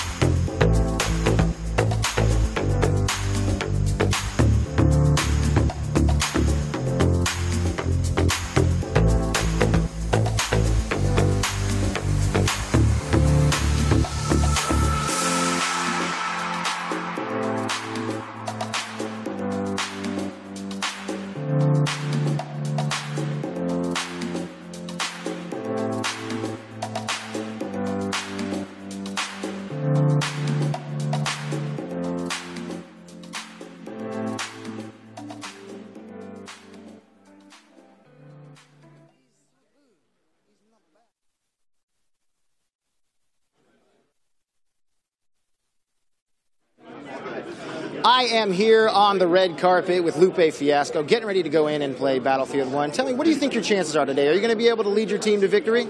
No. No, I'm not ready. Not mentally prepared at all? No, not mentally or physically. So, I mean, there's a lot of cool vehicles within the world of Battlefield 1. Is there any particular vehicle you're excited to jump in and pilot or drive? I like the big tank. That was pretty cool. But I'm not good at driving. I'm not good at anything in this game. It's gonna be a slaughter for me, just so you know. Well, that's why you drive around in the tank, because if you crash, it's fine. But you become a bigger target when you're in the tank. That's true. But you also become a more unstoppable target when you're in a heavily armored machine. Not this face. Not that face? No. That's why you gotta hide it in the tank. Indeed. Lupe, thank you very much. Thank you, man. Good luck, man. Yep. We've got more people all over the red carpet. Action-packed excitement. People are going in, getting their chance to play Battlefield 1. Makes me a little jealous because I'm not one of them, but they get to go and have a blast while I get to sit here and talk to awesome people, which isn't a problem, especially when it comes to getting a chance to play one of the most anticipated games of the year. And we have two more guests coming. The game is in the building. Tyrese in the building. Yes, sir. You guys, Battlefield 1, right behind you.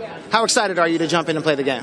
I'm ready to jump through the screen, you know? I'm ready to jump through the screen and play the game. I'm a vet, and this is what I do. You know, I was backstage kind of getting through all of the energies around the game, and I prefer the tank, you know what I'm saying? And I don't really think too many folks out here going to touch me. I pick up on the games real fast, so, you know, this is my boy and all, but, you know, I'm trying to take the crown, so. We got money on it. And see, I knew he was going to say that about the tank. You know, he want to ride around the tank and be, you know, use all that protection. I'm on the ground. I'm in the field. And you know what they call me? Grenade game. The grenade game. That grenade is a good way to take out a tank. Now, in your movies, you're known for being around fast cars. Is the tank fast enough to be able to handle what you got? The tank is a little slow. Yep. But, you know, I can get rid of a whole entourage with one missile. So, you know, I prefer the tank. I can run over 30 cars and still have, you know, still get to the other side. So I'm in the battlefield. We on. Still tough to stop a grenade game. Good luck, you guys. Have fun playing the game. Appreciate it. Appreciate it. Oh, man. Where do we go? This way? Right this way, gentlemen. Battlefield 1 awaits you. Good times. Everybody is excited to jump in, play the game. We've got more people coming on the red carpet. DeMarcus Cousins in the building. How you doing, man? Good, how about you? Doing real good. Tell me a little bit about how excited you are to jump in and play some stiff competition in Battlefield 1. I'm excited, man. The game was dope. I enjoyed playing it so far, so I'm going to go test my skills out and see if I can beat some of these better players. Anybody in particular you're looking forward to beating? No, I'm just here to enjoy the vibes, man. That's all. That's what it's all about. Having a good time, experiencing the game, playing with friends. DeMarcus, thank you very much. Best of luck on the battlefield. Thank you. Finally, somebody as tall as me, so I don't have to keep looking down at everybody. Having a good time. Zed! Hey. Welcome. How's it going? Good. How are you? Come on in. Stand right here, please. Zed, Battlefield 1. Are you stoked to get this opportunity to jump in and play the game? I am. I really am. I love video games. I used to play way too much video games all day long, so this is a little bit of a way for me to get back and play a little bit more. So what are you most excited about in experiencing within the world of Battlefield 1? I'm excited to see the faces of the other guys when I win. That's what I'm excited about. As they lay in the trenches? Hopefully. We'll see how that goes. It's going to be a tough competition. There's a lot of people out here that are hungry for victory. Do you think your team can take it? I think we can do it. To be honest with you, I think we're well prepared. We had a couple of minutes and we're ready for this. Practice, ready for warfare. Thank you so much, Zed. Very much. Enjoy the game. Appreciate it. Thank you. All these people so excited to get their hands on some Battlefield. There's more people excited for Battlefield 1. Richard Sherman's in the building. How are you? How are you? Pleasure to meet you. So, Richard, now you're known for playing some stiff defense. Do you think you're going to come with a defensive approach when you're playing Battlefield 1, or are you going to try to get a little more offense in there? No, it's pure offensive. Everybody's terrible, so we're gonna all be terrible together. So it sounds like you have some high hopes for the team, but a good defensive strategy could also pay off in the end if you play your cards right. It definitely could. I think we got some pros with us, so we're just going to follow their lead and go for it. That's what it's all about. Play with your team. Don't leave your team behind. Richard, thank you so much. Best of luck out there. Thank you. Some challenges. There's some challenges awaiting. These people don't even understand how excited some of these other people are. Like this man right here. What's up? What's up? I would, gotta get loud in here. I would flex, but I like this jacket. What's up, Jose? How you doing? Doing good, Terry. So tell me a little bit about how pumped you are to experience Battlefield 1 with some of these competitors behind me and that are waiting in the wings. Well, this is crazy because you see how pumped I am? I constantly stay pumped. But looking at this game and how realistic it is, and it's just wild because you can actually put a shovel in your friend's head. It blew me away. I was like, not only can you shoot them, you can shovel them. That's nuts. So is that going to be your approach? Just straight shovels to the face? I plan on shoveling a few people down here. I saw my boy Game, Snoop Dogg, you see Richard Sherman, all the people I love and admire, and I plan on shooting them today. And what's going to give you the power to take your team to victory? You know what the power, I learned it's a controller. Controller, it's all about the controller. You know, sometimes the people use the Xbox thing. I'm going keyboard, mouse. Keyboard, mouse today, and I'm working it. I've got my technique down. I think I'm going to win. Straight PC strategy all the way. I'm going it. It's going to lead you to victory. Yes. All right, baby. Good to see you guys. Good seeing you as well. All right. Terry Crews trying to out-muscle me. He's lucky. I like this jacket a lot. This is a very expensive coat that I got many, many years ago. We've got more people awaiting in the wings to come out on this red carpet. It's more like it's like a marble wood. I don't know. Very colorful, flavorful floor. Ready for tap dancing? There you go. Oh, hello. Hi, Emily. Nice to meet you, Jose. What's up, Snoop? Emily, Snoop, Battlefield 1. This is a big time. Are you excited to get out there and jump in on the battlefield? Yeah, I'm actually terrified. I'm really bad at video games, so I have no idea what's going to happen. Probably, die a million times, but it's all good. It's all good because it's a team game. Yeah. You could have solid teammates. Snoop, amazing. Snoop, big time gamer. How excited are you to be one of the first to get your hands on Battlefield 1? Man, teamwork make a dream work, so we're all about team today. So that's what I'm here to do, to support my team and do what I do. So do you think there's any big threats on the other team? Anybody got you nervous? Nah, we got a special weapon that I ain't going to tell you about, but we got a couple of little things that we're going to rock and roll with. You always got to be prepared. Have your special weapon up your pocket, up your sleeve, or if you don't have sleeves, in your back pocket. Emily, good luck. Good luck out there. Nice to meet you as well. Snoop, best of luck. All right. Enjoy. Thank you. Right this way. That's how it's going down, people. Whether you're a gamer, whether you're just here to have fun, everybody has fun when Battlefield 1 is involved. The people out here in the background, excited for Battlefield 1? Anybody? That's what I like to hear. These people, they want to get in on the game, but they're not walking the carpet or the floor. Hardwood floor, also a good thing. Wiz Khalifa. What up? Welcome. How you doing, man? I'm chilling, man. How are you? I'm doing real good. I'm sorry. Now we're talking about Battlefield 1. There's some heavy competition in there. Now I know you and Snoop, friends in real life. Are you guys going to stick together on the battlefield? Yeah, of course, man. That's my homie, man. He gonna look out for me. I'm gonna look out for him. Now, he said he has a secret weapon. Did he keep you informed of what the secret weapon might be, or are you not telling either? You can tell me. It's only me. There's no one else here. Yeah, it's the bomb. That's the only thing I can let you know. The bomb is guaranteed to kill people.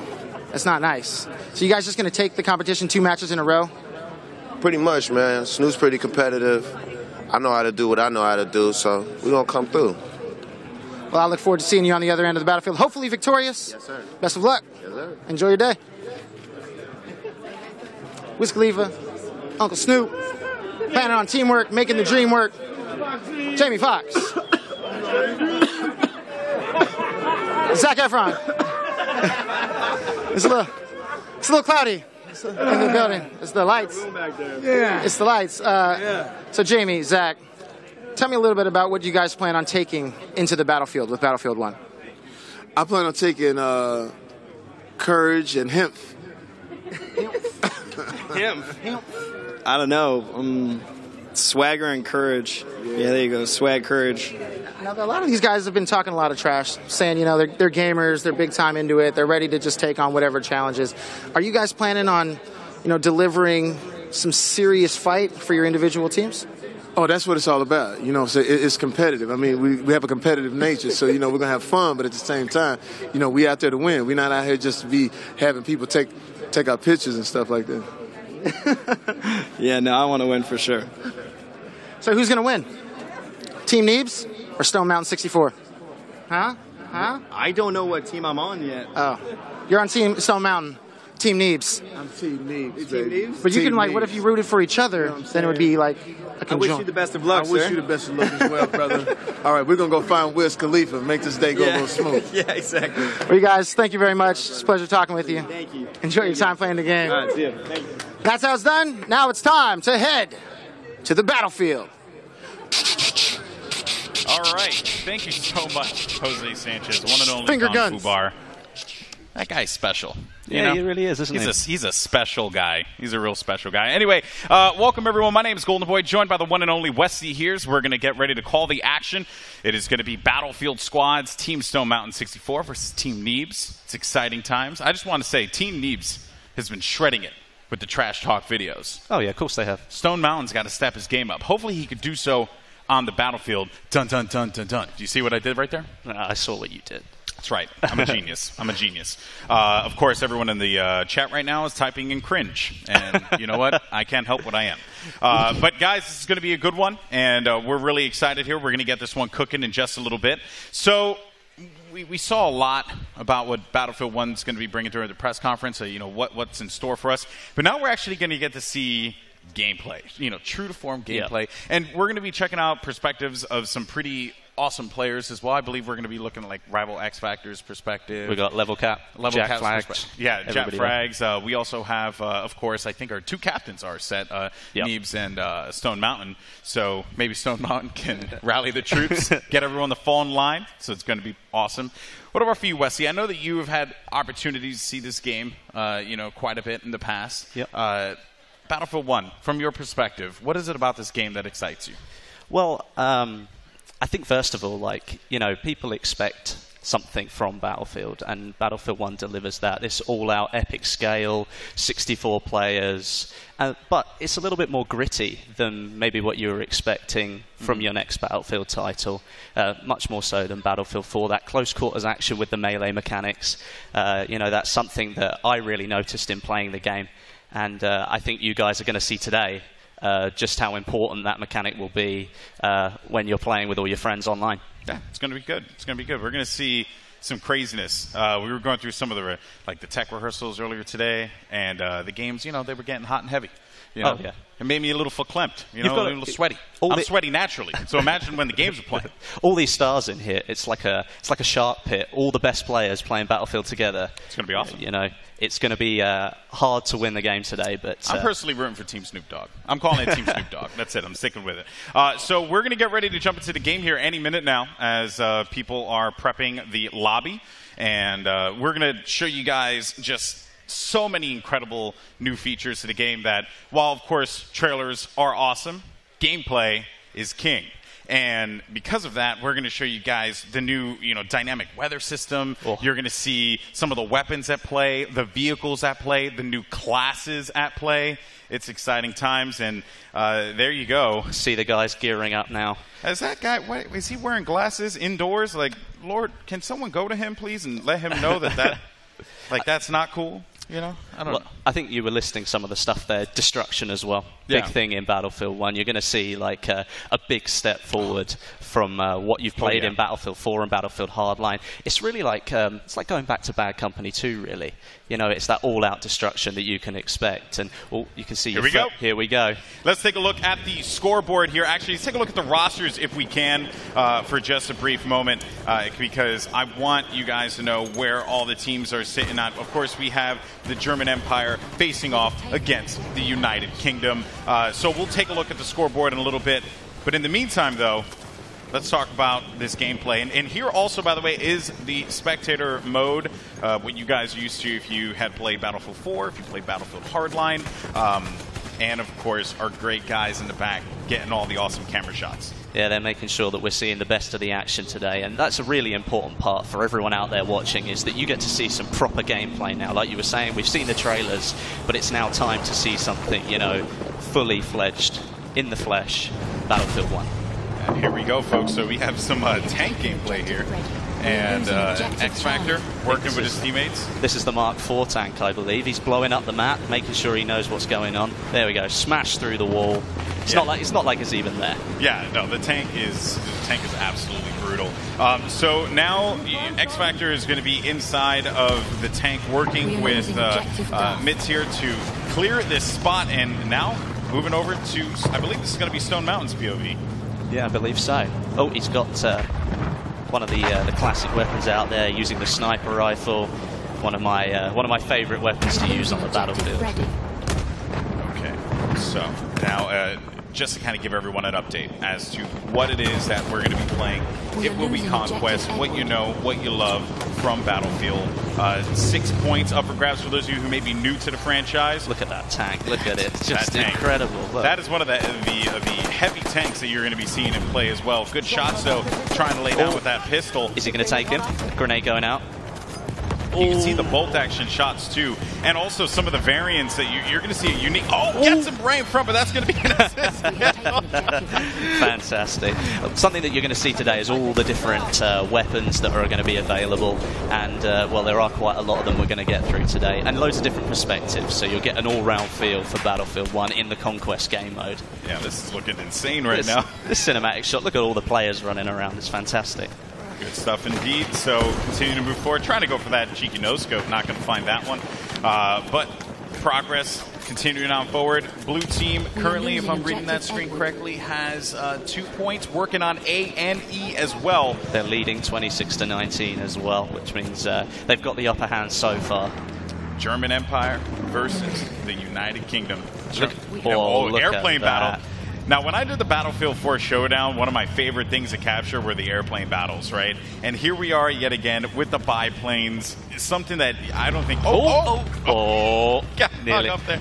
That would have been bad, man. That would have been bad. That would not have been good. And you could see, actually, that... Oh, no, don't go to the ground. Okay, well, he's out of there. Just taking a quick pit stop, that's all. Yeah, just look at the scenery, though. Emergency landing. Everything going on around you. There's tanks on the ground, all the airplanes up in the sky. Now we have 24-36, and Monastery currently being capped here. Let's see what X Factor can do. Working with Major Nelson as well, and Richard Sherman, as well as one cheesy Mopo. Great name. Using the SMG. Oh, wait.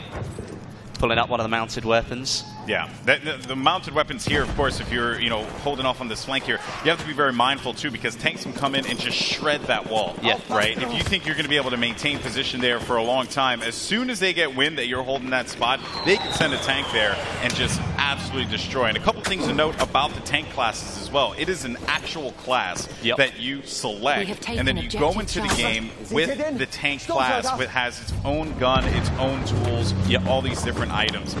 You can pick up a tank from the battlefield as you would in other battlefields, but now with the tank class system, it is a class designated to vehicle drivers. Correct. So if you want to spawn in and make sure you are that tank driver, when you pop out of it, if you ever have to leave it for any reason, you will have your own loadout, which is something a little bit different that we haven't seen before. Keep in mind too, the red team has the lead here, and they have managed to get out of this one. Look at Jamie Foxx. He's really getting into it, isn't he? Yeah, he's going in. He's singing to the camera. Honestly, I'm sweating right now. It's the emotion. It's the emotion. Look at it. You saw his eyes. You saw the love in his eyes. The love and the pain. Oh, man, goodness. So we got a lot of action going on, though, inside of the monastery here. Look at it. It's already fully destroyed. Yeah, it's fantastic. The scenery that's on offer. Oh, taken out. Taken out. Nice stuff. So Celatrix's going to get that kill, or that drop there. Let's see what we have as we potentially switch perspectives. And you saw right there, as a matter of fact, too, that was the way that you spawn in. Yeah, I was hoping that we could have actually caught that view for a brief moment, because it is so cool how you spawn into the game. So in previous Battlefield titles, you had a 2D map that just showed you where everything was going on in the battlefield, right? Yep, correct. This time around, though, that map that was once 2D, that is the actual game itself. Like the match that is taking place, all the players move. You can see the explosions happening throughout the battlefield. It's all there. And then when you spawn in, you actually swoop into it. Good stop there. And again, trying to see who this is going to be. Doom 49. Yeah. So it will be Doom 49. Oh, can he take him? Oh, he got the assist. He got the assist. I mean, you were going back. Let's go back to the spawn screen. It gives you a feeling like where you're zooming in, you're a lot more aware of what's going on around you because you can see the explosion. You can see that player moving. If an enemy's spotted up, then it gives you the chance to maybe switch where you might want to spawn, so you don't die as soon as you jump in.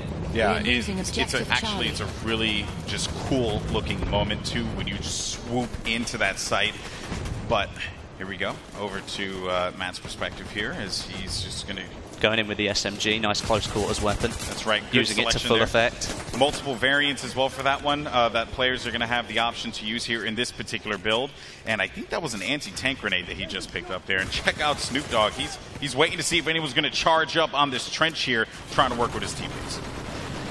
Well, you can see the concentration. Look at all these players. They're all just looking out, going, right, well, I've got to really concentrate here. I've got to make sure that I'm in... Look, you can see Stone Mountain there just behind. He's making sure that, yep, see, he's telling his players what to do. Getting the troops to fall in line, man. Getting the troops. And here we go. So this is the spawn system. You just swoop right into it, and you go right into the vehicle, like, or wherever you decide to go. It is so cool. That was just awesome to see. I mean, that kind of mechanic. I mean, the spawn screen is one of the most valuable things you can look at because you can really help change the way the battle's moving. And if you can see all that information in front of you, it's so much more helpful.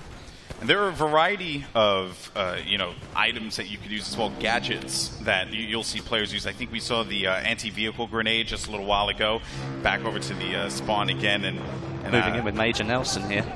Yep, Major Nelson. See what he can do. Leading the troops. Actually, I believe this is Rival X. I think this is X Factor. You think it's X Factor? No offense to Larry. Love Larry to death. Good friend of mine.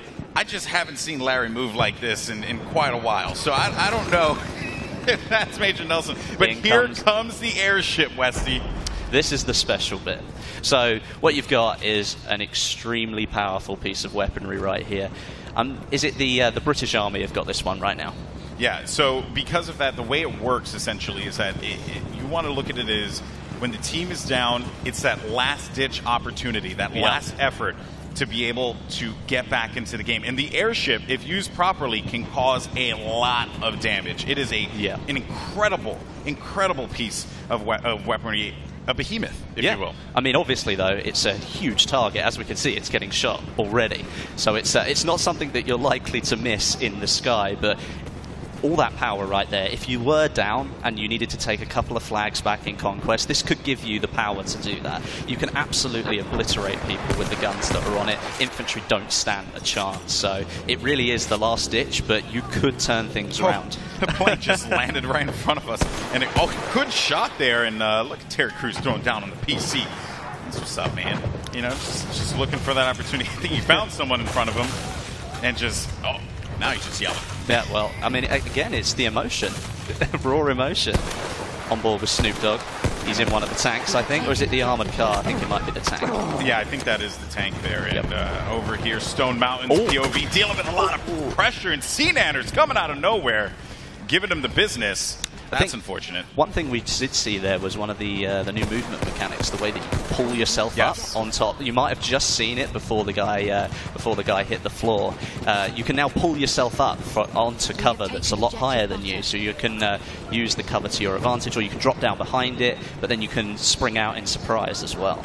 So there are different kinds of movement mechanics in the game that are new. As you had mentioned before, the high vault, as it's called. Yep. You know, in other Battlefield games, there may have been like a gate or like, you know, stone fencing or something like that that you couldn't quite get over. Now you can. It's just all one fluid motion. Look at the tank just running through everyone here. I don't even know who's in that tank, but he is looking to cause some damage. And here's a couple of interesting notes about the tank too. So you can actually target damage tanks this time around, right? Correct. So if I want to eliminate the treads, I can eliminate the treads. I can do the best I can to... Whoa, okay. That was interesting. But yeah, like you say, the damage is individual to certain parts, but it's not just these tanks that we've got here. There are different types of tanks in Battlefield 1. So you've got light tanks, medium tanks, and heavy tanks. Obviously, the name will tell you a little bit about what they do, but a light tank can only hold one player, so you could be very effective on your own. But if you want to sit down with some of your squad mates, you can move into a medium tank. That's got 3 seats in it. And if you really want to take your full squad in a tank and you want to go bowling around the battlefield and just causing absolute havoc, then you can use one of the heavy tanks that's got 5 seats in it. Yeah, and another thing to note as well about just the tanks in general, they are tied to those specific classes, right? They contain a variety of weapons depending on the situation, but most importantly, though, they contain a repair hammer, right, which you can use to actually give yourself that, to keep you alive and keep the tank going. Also, another thing to note too, and I do want to talk about this, you can actually self-repair your tank. Yes, you can. So you can stay in the tank, but there's a trade-off, right? Like all things, there's a trade-off. You actually cannot get out of the tank. You can't move, you can't fire, you can't do anything. You're kind of a sitting duck. So while you can't repair, you can't do a lot of things. And by the way, he's parachuting out. Oh, this is it. This is what we were waiting for. Just raining destruction on his opponent here. Finds one in front of him. He's just going to land on this building. Here we go. Is he going to make it? Nice. Good stuff there. Takes him down. No, but that's one thing about the airship. If you do spawn in, you happen to be in one of the weapons, you want to get back into the action. Maybe you want to get a little bit closer to the enemy. You think you can do some damage. Well, you can just jump out, parachute down, and get straight back into the battle.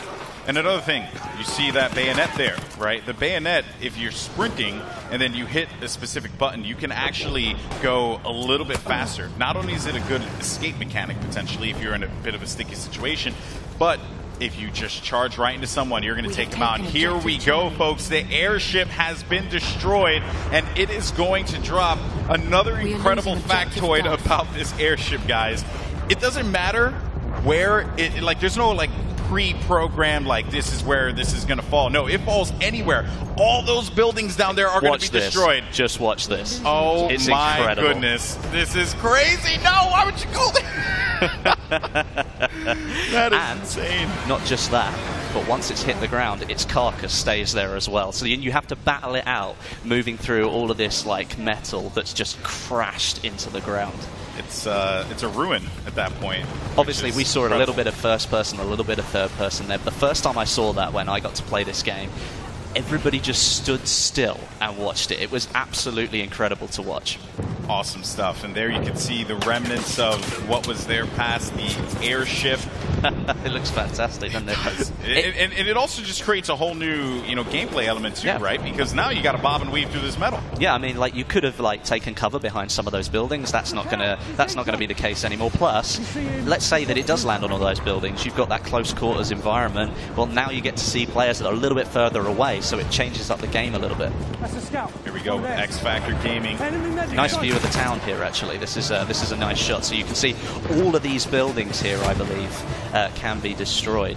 And there's Captain Sparkles in the tank there, getting a little reckless. Finds one in front of him there. That's going to be a good pickup. Looking for a second kill as well. He's going to get the second pick.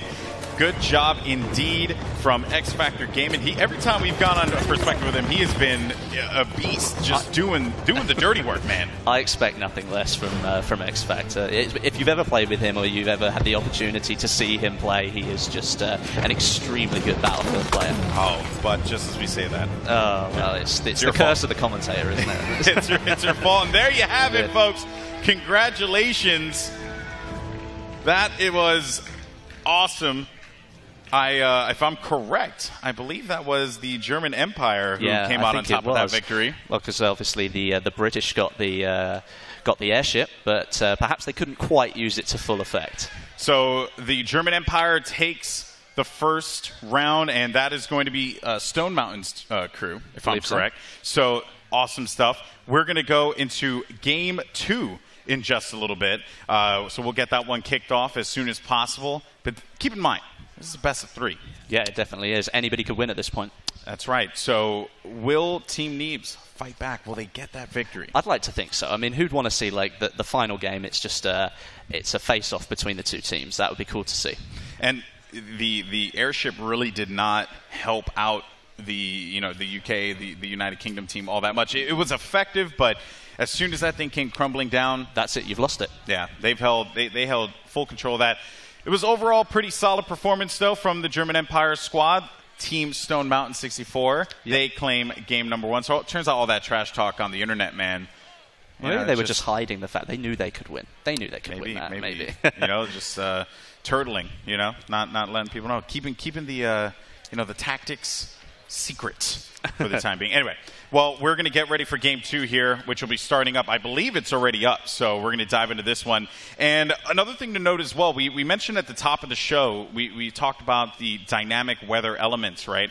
And funny enough, in this particular map that we're checking out, which is St. Quentin Scar, you can start up with a beautiful sunny day. Like now. Just like now, right? Or you could start off with a cloudy day. Or it could be raining. Or it could be raining, and guess what?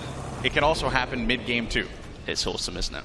It's pretty sick. When you I hope it rains at some point, because I want you guys to see the effects of each raindrop landing on the just landing on the gun. It's incredible, man. It is incredible. Well, I mean, you can see the environment here. So right now on a sunny day, you can see pretty much everything that's going on. But you can imagine what's going to happen when it starts to rain. You can't see things that are a little bit too far away. So maybe you, with that sniper rifle, trying to take people out 100 yards, 200 yards away, that might not be able to happen anymore. Unless you're a skilled player, then maybe you're just godly with a sniper rifle. But look at this player here. Only in Battlefield, man. Well, he was just getting... Is he done? I think he probably It looked like he was getting rocked just a little bit. Look, vehicle disabled. You take him down. Wow. Vehicle destroyed. What a use there. That was fantastic. That was some great shots there, and that was the field gun. And that thing is just brutal. And another gun that I actually haven't had a chance to even try out for myself, too. It's really one of the LMGs. Yeah, this is one of the LMGs. Look at that side-loading magazine there. That's a little bit different. This is one of the things about weaponry back then. I mean, each army had their own way of doing things, and there wasn't one set way. So you can see it in the tanks. You can see the German tank is very different to the British tank, and that's exactly the same with the weaponry. I mean, they may have thought this might be a good idea. Other armies didn't think so. Yeah, what's really cool is that it's a balance of the testing of what we saw in World War I, the weaponry that we saw being tested in that time period, as well as what was actually used, Correct. So there's a lot of cool, different kind of gameplay elements there, all in the interest, most importantly, of fun gameplay, right? Which this game certainly is. And look at that stare. The death stare right into the He's camera. intent on winning. The Team Neebs this time. Team Neebs. All right. Well, let's see. Hopefully they could pull out the W here. Well, obviously, we've seen a lot of weapons here so far. We've seen gadgets and things, but maybe people don't know all the weapons that are on offer. So, first of all, you've got semi-automatic rifles. You've also got SMGs, LMGs, shotguns, sniper rifles, and you've got some pistols in there as well. So there's a full set of weaponry, just like you'd expect from a Battlefield game. Yeah, we were talking about it before just a little bit. The gadgets, you're going to see anti-vehicle grenades for the assault, trip mines for the support, as well as ammo bags for the support. Correct. You're also going to see the medic bag and the revived syringe, which you may have caught a couple times in some of the videos for the medic position. And then you have the signal flare, which spots enemies for the sniper. That's quite exciting stuff. And then the rocket gun for the assault. Now, we haven't seen rocket gun be used just yet, but essentially what it is, it's exactly as it sounds. Yeah, it really is. It's a rocket gun, but in order for you to fire it, you have to go prone. Or you can set it up behind cover, and then you can use it as a resting point, and then you fire it. It really does have some extreme power behind it as well. So if you can use it effectively, you've got the opportunity to do some serious damage. And then the last thing I want to talk about are the anti-vehicle rounds. Yes. From the sniper. And I actually had a chance to use these earlier when we were setting up the gameplay arena. And well, you can, as it says, you can do damage to vehicles with your sniper rifle, but you have to sacrifice your weapon, really, because you change and you move from firing normal rounds into using something that is purely designed to take down vehicles. Now, obviously, it's nowhere near as effective as like the anti-tank grenade, but you've still got the opportunity as the scout class to, or just honing in on a gunfight there, but you have the opportunity to maybe help your team take down a vehicle. You could take it down if it had a little health left, but you still feel like you've actually got a chance in that fight between you, just one infantry player and a massive tank. And I have to say, man, X Factor has been so impressive. He's been a one-man army, going for the tanks, going for the close-range gameplay, even playing some range. And just look at the way that he is absolutely lighting up the other team. They are approaching him from all angles, and he is holding it down. I believe this is his teammate as well. No, that was not. It was evidenced by that there. So that was Doom49 coming in hot with that pick. Good stuff by Doom there. Yeah, definitely. I mean, look at all the concentration here. All of it going straight into the game. Every one of them intent on getting the points that they want, trying to capture those objectives. Yeah, and also I just want to highlight something too. So you guys may have noticed that you see a couple doors, scattered about. And here's the good news. There's this really cool and a good revive there. Nice, fantastic. Nice to see. Good work. That was going to be Matt there with that revive. So I just want to note, one of the coolest things that they added in Battlefield 1 is the charge through a door. So you close the door, you think to yourself, man, I have security. I feel good, Westy. I'm protected. No, you are not protected, my friend, because I can charge right through that door and say, here's Johnny. It's awesome. I love it. You don't have to stop at the door anymore, which is actually a limitation of some of the older games where you had to wait for the pop-up to come up, and then you could open the door again. You could, of course, blow the door off and then not have that option, but now you've got literally just charge straight through it, full speed, and you don't have to slow down, and the enemy doesn't have that chance to get away anymore. Great shots there. A little bit of a bombing run. Oh, nice. Not bad, not bad. And again, they have so many great players here, from guys who come from the Battlefield community, popular content creators, and of course our celebrities that are here playing today. So you're seeing just a diverse mix of skill here. But what's really cool and always impresses me is air gameplay, man. Because I can't control a plane to save my life. It is like the saddest thing. Someone watched my stream. I remember one time I hopped into a jet, and then the jet blew up the second I got inside of the jet. I don't even know what I did. I have no idea. I did it. I said I committed. I took myself up. Wesley, please. I don't know what to do here, man. Well, looking at this, I mean, we were looking actually at a semi-automatic rifle there, and you have to load every single bullet. So, you've got to be really careful. If an enemy's sort of hanging around, maybe you don't want to fully load all of those bullets, and maybe you want to switch to your sidearm. Might be a little bit more helpful in that situation. Yeah, and the sidearms, too, they have a lot of kick to them as well. Definitely. In previous Battlefields, I would be able to whip out the sidearm and get some reasonable shots at a distance. This time around, though, not the same thing. That gun has a lot of kick to it, as do a lot of the weapons in this game. They have a lot of kick. A lot of different bullet drop as well as drag. There's just a lot of different gameplay mechanics at play here. And also, you had mentioned before, or you alluded to it, Wesley. You pointed to me. The airship has arrived. Yeah, it's coming back in again, so we might get a shot of that in a minute. And actually, what we should do is maybe just go into a little bit more about the airship and maybe see if we can show some of the power that it possesses, because it was good to see people firing off some of those shots, showing what damage it does on the ground. Be interesting to see. Feels bad, man. No, he's typing in. Here it comes. Bad, man. Here it comes. It's great. And one thing that I think we will mention about this airship is that it is fully controllable by the player.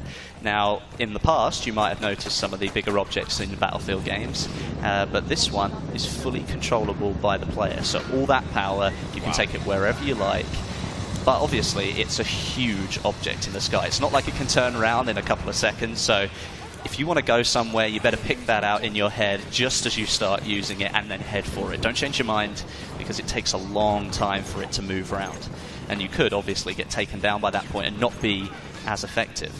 Also, I want to note too, you saw when he picked up the, you picked up that mounted machine gun there. Yeah.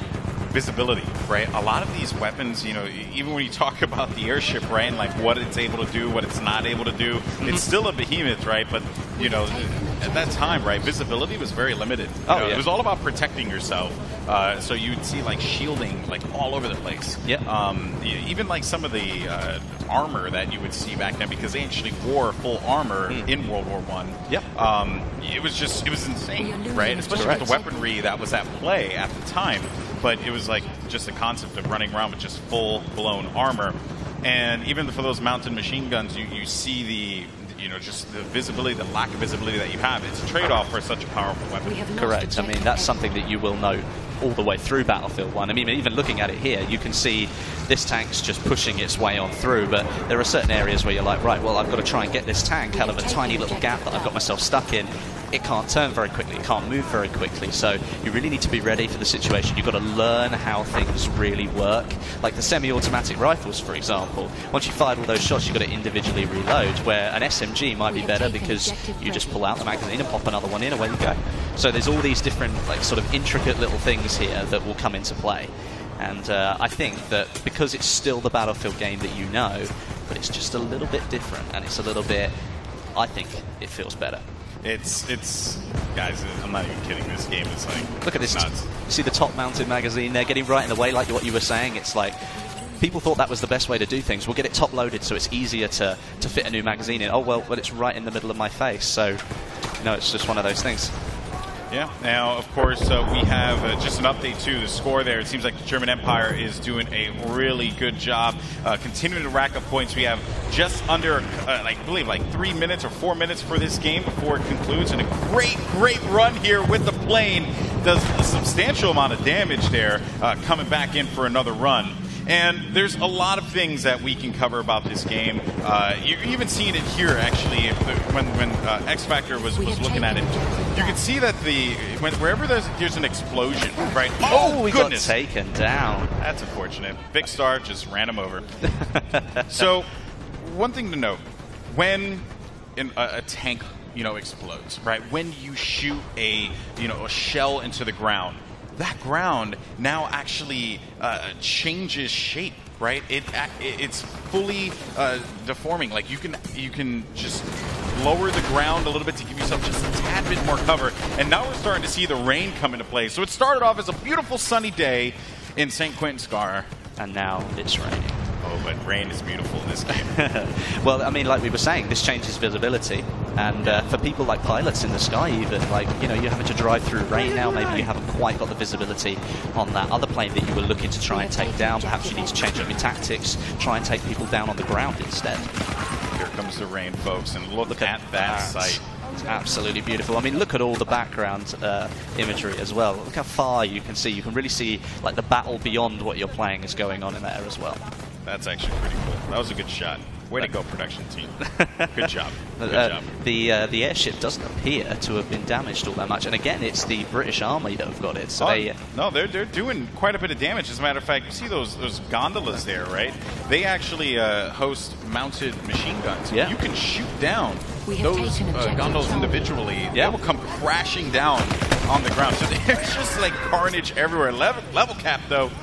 Got shut down. If you've got an extreme, if you think you've got good aim and you want to take the sniper rifle, it is actually possible to kill the people sitting in those gondolas without taking it down. You can take them out from the on the airship. Oh, look how much damage is being done now. Oh, it looks like it's about to go. Oh, yeah. Or is it just the front? Is it coming down? It's coming down. I think it's coming down again. This is certainly not looking good for the airship. This was a UK airship here, and just the damage being done all the way in the distance. Look at that there, folks. All the way out there. This guy, he's nowhere. Snowmountain's nowhere near it, but it doesn't matter.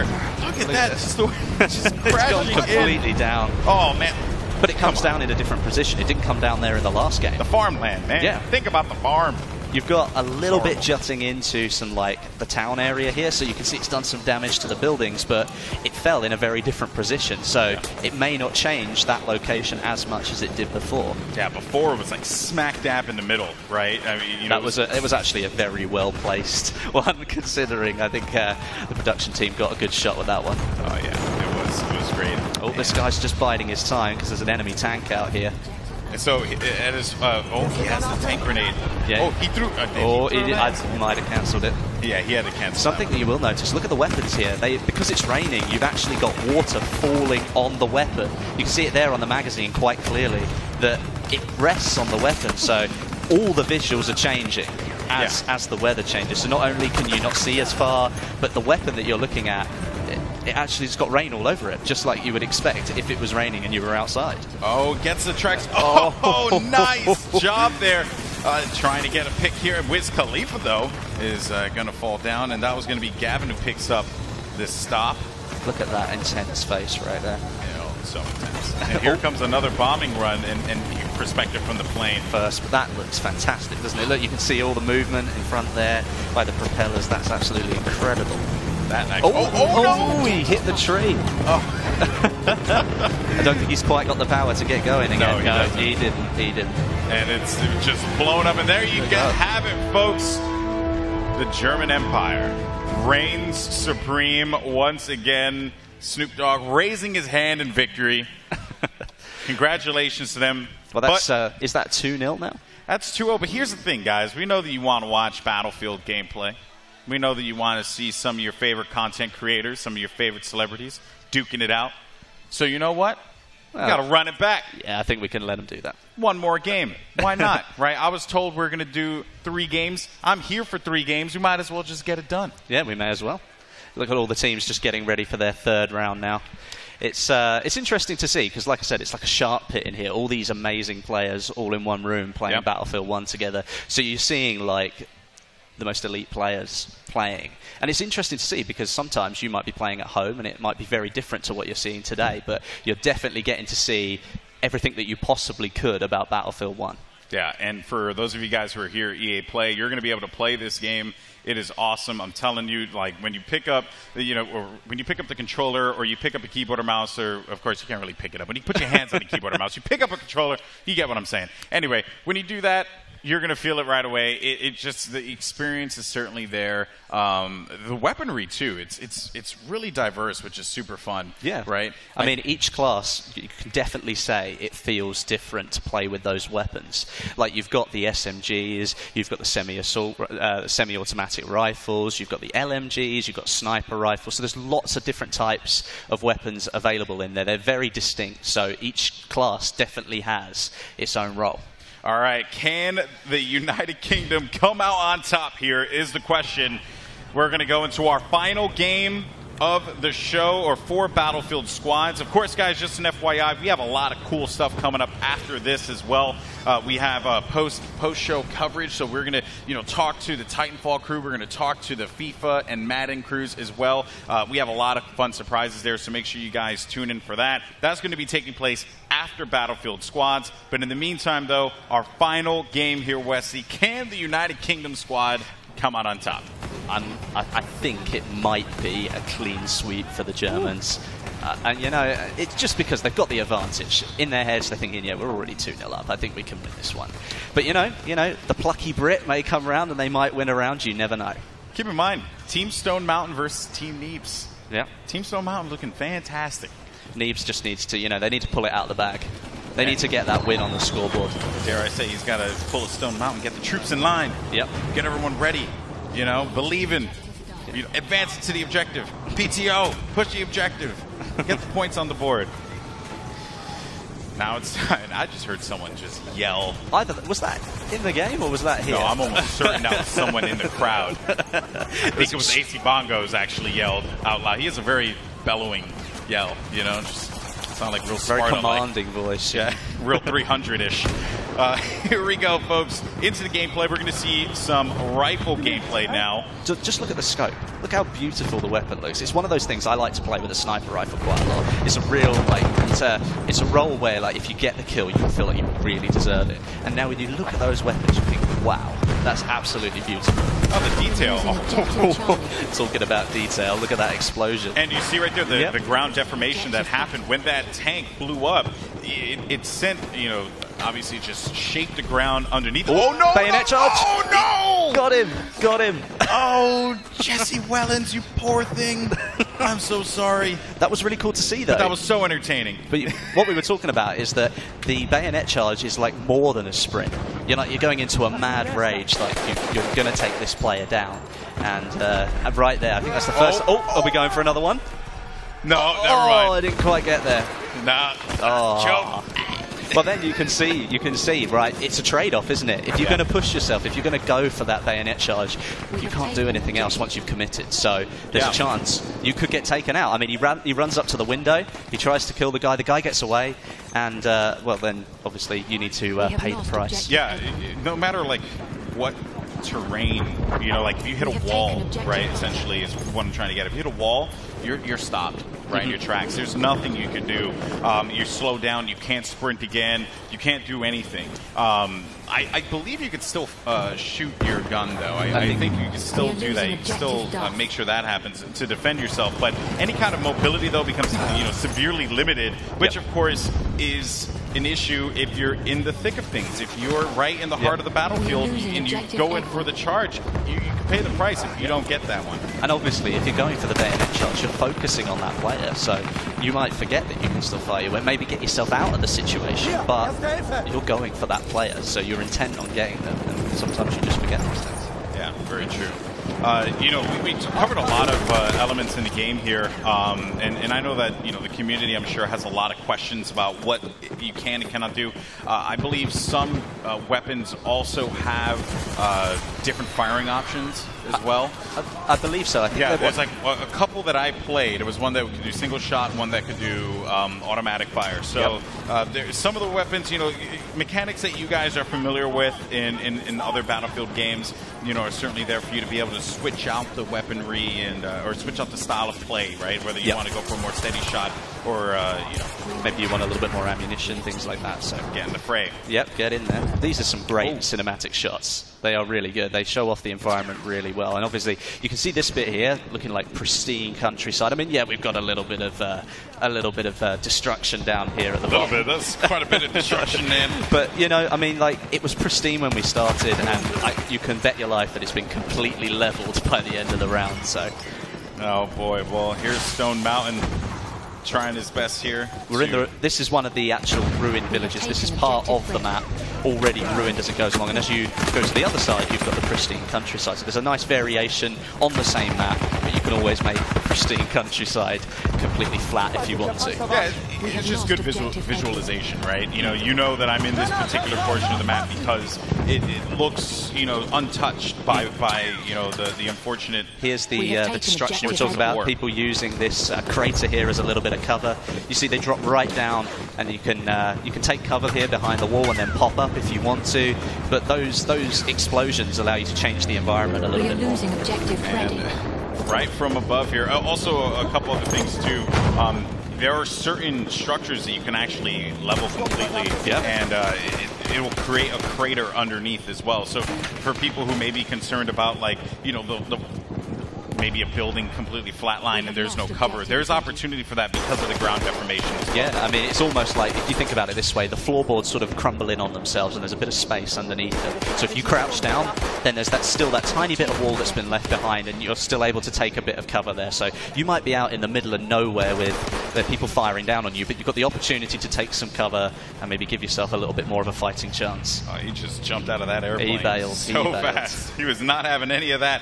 But here we go. Now there's Team Stone Mountain trying to push forward, but here comes a tank here, and they're going to get a huge hit on that tank, and the tank goes down. Big plays there for Stone Mountain and his crew, completely decimating that war machine. Good work there from them. Well, I mean, like, you saw the power of the anti-tank grenade there. I mean, it looks like a small object in your hand, but it's sure got a big explosion when it goes off. And multiple ones of those are easily going to be able to take down one of those land ships. Oh yeah, they're just deadly. But I think a lot of people always ask the questions. Well, how do I defend myself against tanks? So there you saw it right there. Work with your team, which is what Battlefield's all about, and you will be able to overcome those odds, even if you're just just a small infantryman. Yeah, I mean, there was a great shot there that we just went past that showed, like, the mudlands in between this amazing sort of countryside, and we've got what's already been destroyed. So it was a really nice shot, that one. Objective charge. Just you can look at so many portions of the map and just be blown away each and every time. And friendly airship has been deployed for the German Empire. So the United Kingdom coming back here, Wes. You said it was going to be a sweep, man. I always believe. I didn't believe. You did not believe. Well, maybe they're being plucky. Maybe they're going to come back for the win. You know, we can't let the Germans get all 3 games. So maybe they've got the knowledge. Maybe they got the power to finish the job. Oh, nice play there. Picks up one, but couldn't find the second pickup. That's unfortunate as we go into free cam mode to see the lay of the land, and there's a dogfight happening over by the fields there. Over here, we're going to see what the current objective is for this squad. Seems like they don't have much of an objective here at this time. That's never good, is it? No, squad leaders need to direct the flow of combat. Well, that's part of what you were saying. I mean, the team play is really important. We saw that tank getting taken down. We're seeing the capturing of a flag right here. They've just taken back the townhouse.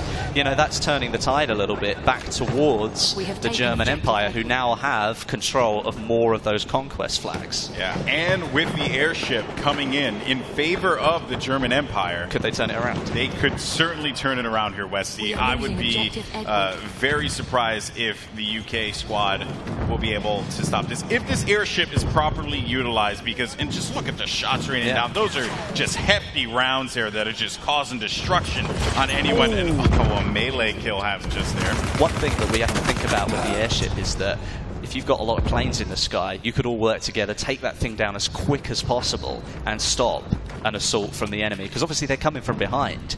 And now if you look at it, I believe the German Empire are now in the lead. And there you can see a shot of the gondolas that house those heavy machine guns. We saw just how hefty those rounds looked. Certainly is something to keep in mind, as you want to focus fire on that so that you can prevent anyone from, causing too much of a problem here. And there is that anti-tank grenade. Here we go. Can he get a shot on him? That's going to be a big one. Does he get the hit? No, the tank pulled away. Although, hang on a minute. Nice. Look at the power. That's insane, isn't it? That's absolutely incredible. I think he might have run out of anti-tank grenades, though, which is why he's running away. That's unfortunate. Yeah, Vardock is going to get that pick. And there goes the tank. That was a nice takedown. Oh, we got some sniping action here. Can he take him? You want to take into account the bullet drop that happens over this. Oh goodness gracious! That was great shots there, or great angles with our camera shots, whatever you want to call him. That just looked cool. That did look really cool. He's definitely got somebody on his tail, though. You can see the bullets going past. Back with the sniping. Okay. He's trying to lead the shot a little bit, which is actually the smart thing to do. You might get the kill, but he missed out on the drop down there. And the thing, sniping in this game is, it's a challenge. It is, it's going to take a lot of getting used to here. But here you see, he knows that this spot is currently being taken over, and I don't know if that's his teammates. I think we might need to. Well, it's got to try and find where the enemy player is. I mean, you can see on the mini-map, you might just be able to see that. And, it's a tank. It's a tank. He might have a bit of trouble taking that down with a sniper rifle. I think he realized that, too. He's like, I'm just going to go back and continue sniping. I'm not going to worry about the tank. You guys deal with that. I got no time for this. All right. Oh, there you go. That's the ground underneath the building there, so you can still use it as a little bit of cover. It's not fully destroyed yet, but there is a chance that could happen during the game. And especially how Doom was entering that doorway there, had it not been as frantic, potentially the person that he had eliminated would have been able to use the coverage and get a better angle on him and pick him off. So Pony's been left hanging for a brief moment. Yeah, we got the high five. We got the high fives, as long as it happens. Yeah, I know, because then it's that moment that's gift. And it lives forever, and he'll never be able to live it down. So we averted a crisis there, folks. Back on board with the sniper. It seems like the team actually, the team took back the windmill. So carry on sniping to his heart's content. I don't think he's hit a living soul, which is unfortunate. It's like at first, if you don't succeed, try again. Unless you're that guy, just give it a stop. Just for the time being. Move closer, maybe. Like what you might notice, obviously, all these conquest flags are relatively. They're all sort of spaced out perfectly, and. Yes, actually. Let's talk about that. Yeah, so we were brought up before on this, and I did want to talk about a different kind of weather conditions. We saw rain, we saw sun. Now we're starting to see the fog set in, and the fog can be quite brutal Wes, you have experiences with that too, right? Yeah, I definitely have. And I mean, obviously, we were looking at a map that was giving all different types of gameplay. So you had the close quarters, you had medium range and long range for sniping. Now, if you're a sniper at the top of that windmill over there, there's not a chance in hell that you're going to be able to see what's going on down in the town. So you're going to have to come out, potentially use your pistol, or maybe even swap to another class when you respawn to try and win the battle because, well, the weather's not going to let you snipe anymore. And keep in mind, too, you know, that this is going to affect the airship. It's going to also affect any planes that are in the air. They won't be able to tell where the infantry are moving. They are covered essentially by Mother Nature herself. We haven't got long left. We've only got a couple of... Oh! There Zeppelin's goes coming down this time. There goes the airship. It's going to fall down, and this is not looking good. Where it's going to land is the question, and how it's going to affect the battlefield is also something of note here. But overall, though, you know, that stop there with the from the German Empire's airship, that was huge because it could have gotten out of control. The United Kingdom may have not been able to hold these points. We've got a minute and a half left of the game, and there's only about 15 points in it. So the Germans managed to pull themselves in front, but there's still a chance that the British could bring this round in the last minute of the game, especially with the air. Bull Shark. That was brutal. Bull Shark is brutal, man. He's not anyone's friend. Well, if you look at it now, the British are in the lead, 145 to 128. They've turned it round. Indeed they have, but they are going to be losing point A, and it seems like they might. D is being contested here. White boy can't stand a chance against Doom as he comes around the corner. Yeah, and it looks over to the townhouse. Here we go. Maybe the blue team can get this point here. This is going to be point D that was currently being contested, and they're fighting over townhouse at this moment. A lot of bodies on this point, on this flag. They should be able to get control of it. Well, let's hope so, because if the British do manage to pull off a win, it ends up 2-1. But, you know, you couldn't let go with a 3-0 landslide. You just can't let the sweep happen, man. You know, I mean... you want to go out with some dignity. Definitely. You could win the third round, you know, that's consolation. Yeah. Perhaps the tactics weren't there in the first 2 rounds. Maybe we call them warm-up matches. Yeah, right. Those last 2 rounds didn't count. This one is the one that matters because we won. With only 14 seconds left. Oh, what a shot. Neebs going down there. He's so happy. That was Stone Mountain to Neebs, if I'm correct. Was it? I believe that was Stone Mountain to Neebs. That is awesome. Well, maybe it's like, well, we'll let you win this one, but do you know what? I'm going to take you out anyway. And there we go. Well, there you have it, folks. Congratulations to all the competitors. Big thank you to everyone who watched here in the arena, here at EA Play, and also for those of you guys watching online. That was cool. That was some cool stuff, man. That was really good. And especially, that's the first time that the public have got to see that gameplay. All these people in the room have now played it. I've had the opportunity to play it already. And now everybody gets to see what Battlefield 1 is like. And, well, I hope you enjoyed it. It was awesome. Thank you so much to everyone who tuned in, to people who watched the EA press conference, to those of you guys who watch Battlefield Squads. But here's good news, folks. We got plenty more coming at you in just a little bit. We have the post-show coverage where we're going to be talking about Titanfall. We're going to be talking about Madden and FIFA and all the other things that are here at EA Play. It's some pretty awesome stuff. That's going to be kicking off in just a little bit. That will be hosted by the one and only Fubar, Jose Sanchez, and myself. But there you can see everyone shaking hands, feeling good about what they We're all friends in the end, aren't we? Oh yeah, you know, all's fair in love and war. Definitely. It was great. And that was the first time that we've ever seen Battlefield gameplay. It was certainly quite an experience, even for myself as a commentator, because you know there's a lot of new things here, right? And as we continue to dive deep into what Battlefield 1 offers, I'm almost certain that we will look back on it, and there are just so many things that we probably missed because of just how deep this game is. It's one of those things where we only got to see one map today and one game mode. There's so much more out there that we're still yet to see, and I think that's really important for those people out there because they've now seen this game for the first time. They're going to want to know what's coming next. What more can I see about Battlefield 1? And there is still plenty more to come. Yeah, there's also going to be a lot of awesomeness going down over here in EA Play as we have people lining up, getting ready to game, play some Battlefield, play some Titanfall, whatever you want to play, FIFA, Madden, NHL, so on and so forth. But I believe we have AC Bongos down on the floor with our winners. AC, what's going on, my man? Hey, thank you, Westy, and thank you, Golden Boy. Golden Boy, that jacket, mate, that is fire. Good work. And Westy, well done doing it for Britain. Airfist, good stuff. I'm joined here by the team captains. I've got Neebs and I've got Stone Mountain. I think first of all we'll say congrats to Stone Mountain. How do you feel? Excellent, man. You know, I've been a commanding officer for a couple of years on the battlefield. Had a couple good operations back in Operation Firestorm. You guys have probably heard of that one. Yeah. But back in 2013, Battlefield 3, I'm hardcore, no. But good game. Great playing with all these guys, and Neebs in particular. We got you, man. That's right. Now, I know there's been a lot of trash talk between you two before today. How did it feel to actually get out there on the battlefield? The very first multiplayer gameplay of Battlefield 1. How did it feel? It was great. I mean, the game is awesome. I got to be a taxi driver for Jamie Foxx and Zac Efron for a whole match. Nice. I got to kill this guy at least once. I got you back. Okay, so technically we're tied.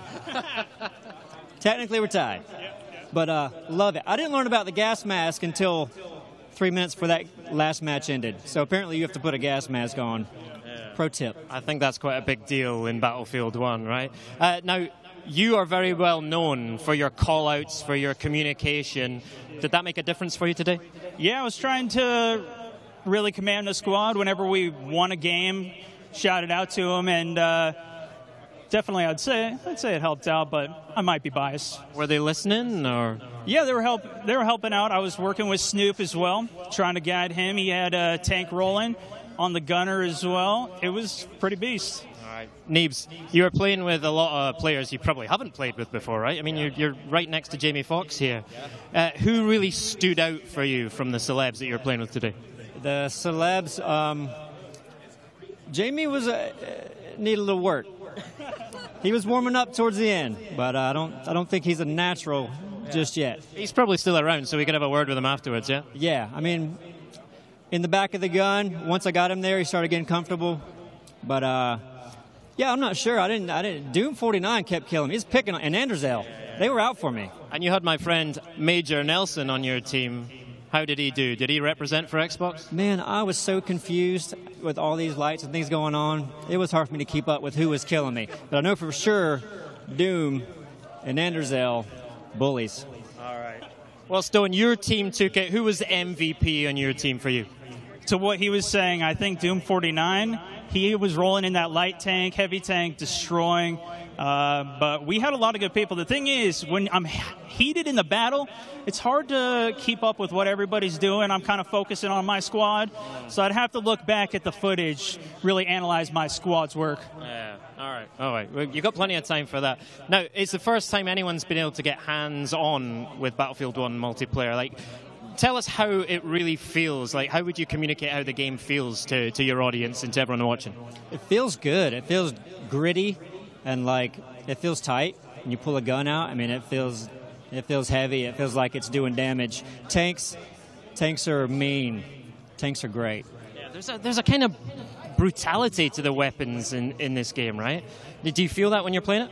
Definitely. And even what you notice, like the rain coming down on the weapons and the brutality, the Zeppelin that's overhead, that thing's pretty bad. And when that thing comes down, the destruction, the graphics, it's intense.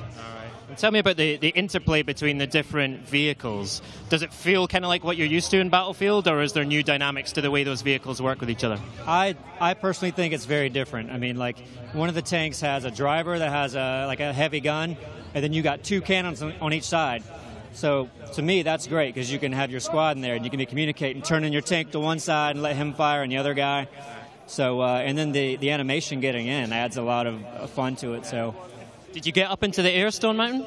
I didn't in this game, but those air vehicles, the fighter, getting somebody in the back as that turret, that's where team play can really come in handy. And same thing with the tanks. It can get brutal. All right, so how about some tips for people when they get their hands on Battlefield 1? And don't forget, you'll be able to play it first on Xbox One exclusively with EA Access. When people get their hands on it, what do they need to start thinking about? Do they need to change their outlook on Battlefield? A lot of your Battlefield strategies from the past will work. If you see gas, put your mask on. That's something I didn't do. And yeah, I mean, it's team play, so work with your squad. Yeah.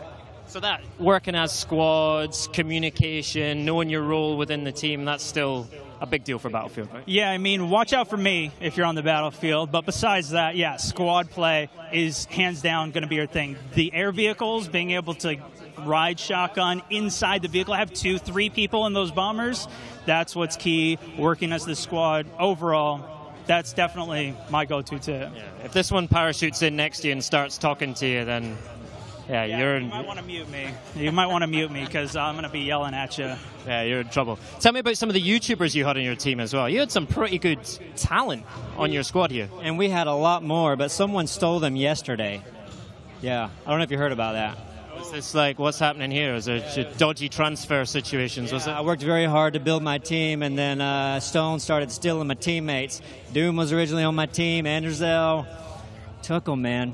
So how did you swing this then? Is this, mind games? What's going on? It was some hard negotiations and some good work, but we managed to get level cap as well from them. Good asset, breaking up the squads with Jack Frags and all those guys.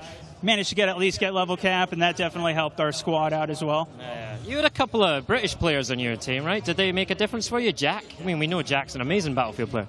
Jack's a good player. I think he was on your team, though, Neebs. Yeah, but we had a lot of foreign guys on our team, relative to U.S., I guess. But no, they're excellent players as well. Communication's a little bit more difficult with the Spanish-talking people, Bill. Did you resort to hand signals? I mean, what's going on there? Yeah, I mean, I was flaying my arms around a bit. But, All right, good. So tell me about some of the highlights from the matches for you. What are some of the key moments for you? Probably, I hope it was shown, because there was a moment when Stone Mountain rolls up and when there's mini tanks, and it's just me and my anti-tank gun, so I drop down and shoot him. Do you remember that moment? I do remember it. I was in my tank. I was like, who is shooting me? And then Neebs kills me, and he's jumping around, and it was super disheartening. But that's when I got you back shortly later. I came back to that same spot, rolled up in a tank, another tank. You were in one at that time, and I got you back. Yeah, it's even. No, one of the amazing things is, I mean, these big airships coming in. Yeah. What difference did that make to the matches, and how do you need to leverage that airship when it comes in? Well, I think you have to get used to the airship. I'm a little lost on it yet, because when I get in, I'm driving. I'm just like, wow, I'm driving. I'm not really thinking about dropping bombs yet. It's because it's so new, but it's a game changer if you know how to use it. You got to steer it in the right areas, give your gunners a clear shot at the objective, so it could turn the game around for you. Destruction, we know, is like a really key part of the Battlefield experience. It looks better than ever in Battlefield 1, right? Did you see that? Did that play into your tactics, this destruction in the Battlefield? Yeah, I mean, the destruction overall, and even going back to that Zeppelin, when that thing comes in halfway through and it is dropping bombs down, it can completely level windmills, buildings, and if they still have that thing up, you got to focus it down quickly. And if Neebs is piloting, maybe you're not as dangerous, but... One of the other highlights we saw as well is this bayonet charge. Were you on the end of any of them? Did you see any of them? Well, I have a special use for the bayonet charge. People shoot at me a lot. I bayonet charge to get away from people. You run faster, it's a great escape strategy. Yeah. You're bayoneting the other way. Yeah, towards cover. Towards cover. That sounds like quite good. Any other, cowardly tactics like that yourself? I mean, that's a good tip, man. That's a good tip. I didn't even think of that. Just stay down, stay out of the way of tanks, and blow them up. Go after the vehicles, go after those air vehicles whenever they come at you. Those anti-tank grenade stacks, pretty impressive as well, right? They're awesome looking. You've got this stick with all these grenades attached right to it.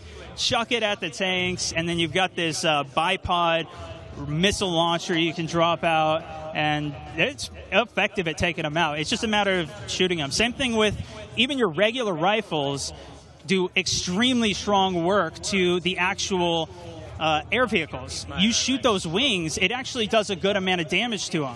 So if they're flying overhead and you manage to get a couple of shots onto the air vehicle's wings, it'll take it out, and then it becomes more difficult to pilot. I'm sure those guys were talking about it up top, but amazing. Sorry, we just did a little shimmy over there. I don't know if you noticed. It was very seamless. But this is the thing, right? Some of there's these new weapons that were new in World War I, but the technology isn't what we know it now, right? So you're still dealing with some pretty rickety vehicles, and that changes things, right? I mean, a little bit. The tanks, I think the tanks are a little slower, but the truck, I don't know the name of all the vehicles yet, but like those trucks, man, you can get around quick, and you got a gun on top of that. They feel good. They don't feel like they're obsolete. They feel like powerful weapons.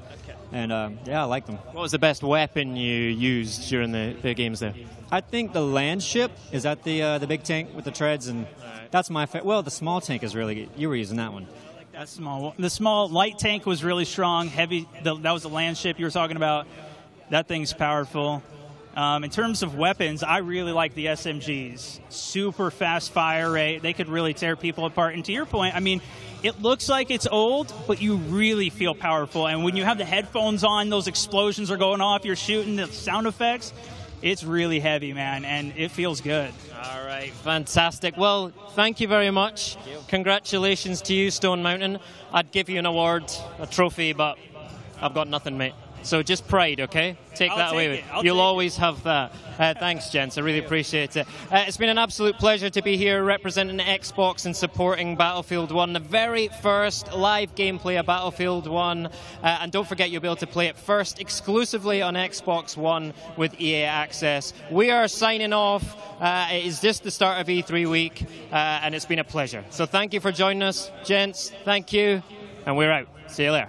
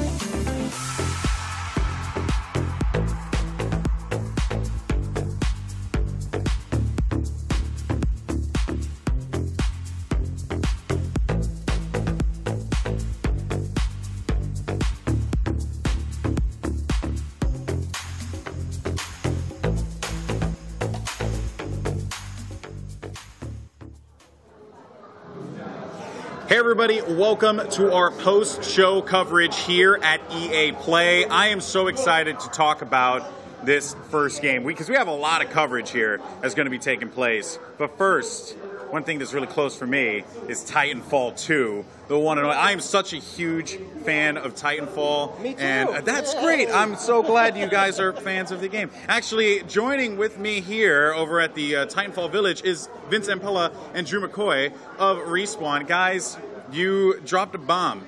Although the bomb had a little leak, but it's okay though, because at the end of the day, people got what they wanted. The single player for Titanfall, this is huge. It was one of the most hotly requested things for the original Titanfall. Now you guys are really fleshing out this universe.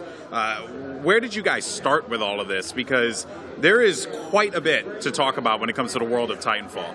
Well, I think we started with, putting some of the story into the multiplayer game in Titanfall 1. So this was kind of the natural evolution of, people wanted more of that. Some people, really grasped the story. The campaign mode was the number 2 played mode in the game. So people loved it. Yeah. But this was giving them even more and bringing in more people, that don't necessarily want to see it in a multiplayer context.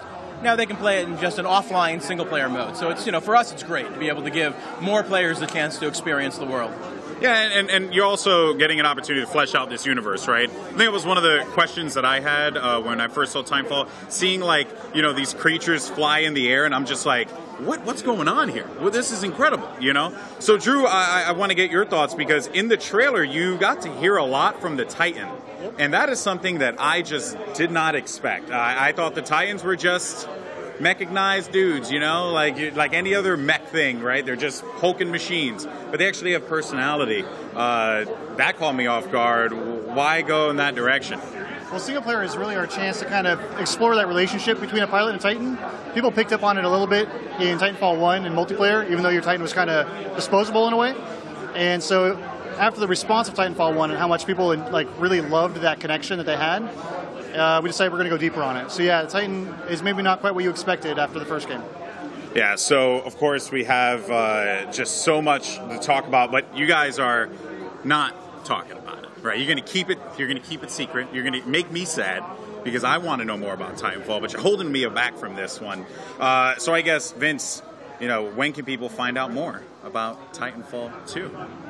Well, we're going to talk about the multiplayer a lot. The single player it's a story. We want people to experience a story, so, the less we spoil it for us, the better. So on the 28th, everyone will find out about it. On October 28th, I assume the whole world will find out about it. The more of the better for me, but, we want to keep it as close to our chest as possible. Well, thank you guys so much for your time, but we have plenty more to come here. We're going to be talking about the multiplayer in a few, but let's go ahead, jump into a trailer, and show you guys Titanfall 2.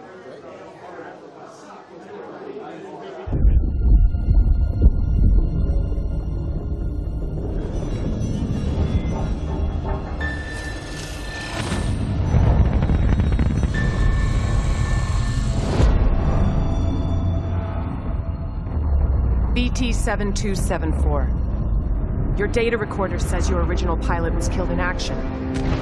Correct. My original pilot was KIA.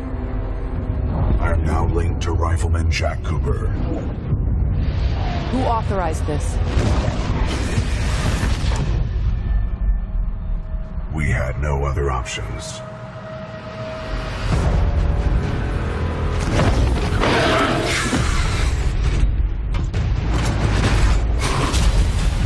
What are your protocols? Protocol 1. Link to pilot. Protocol 2. Uphold the mission. Protocol 3. BT! Protect the pilot.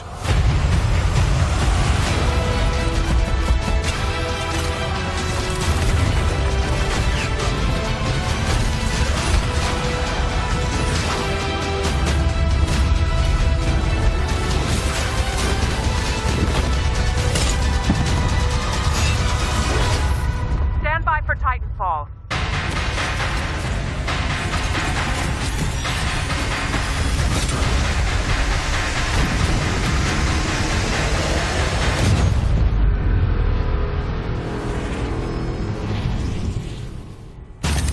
Trust me.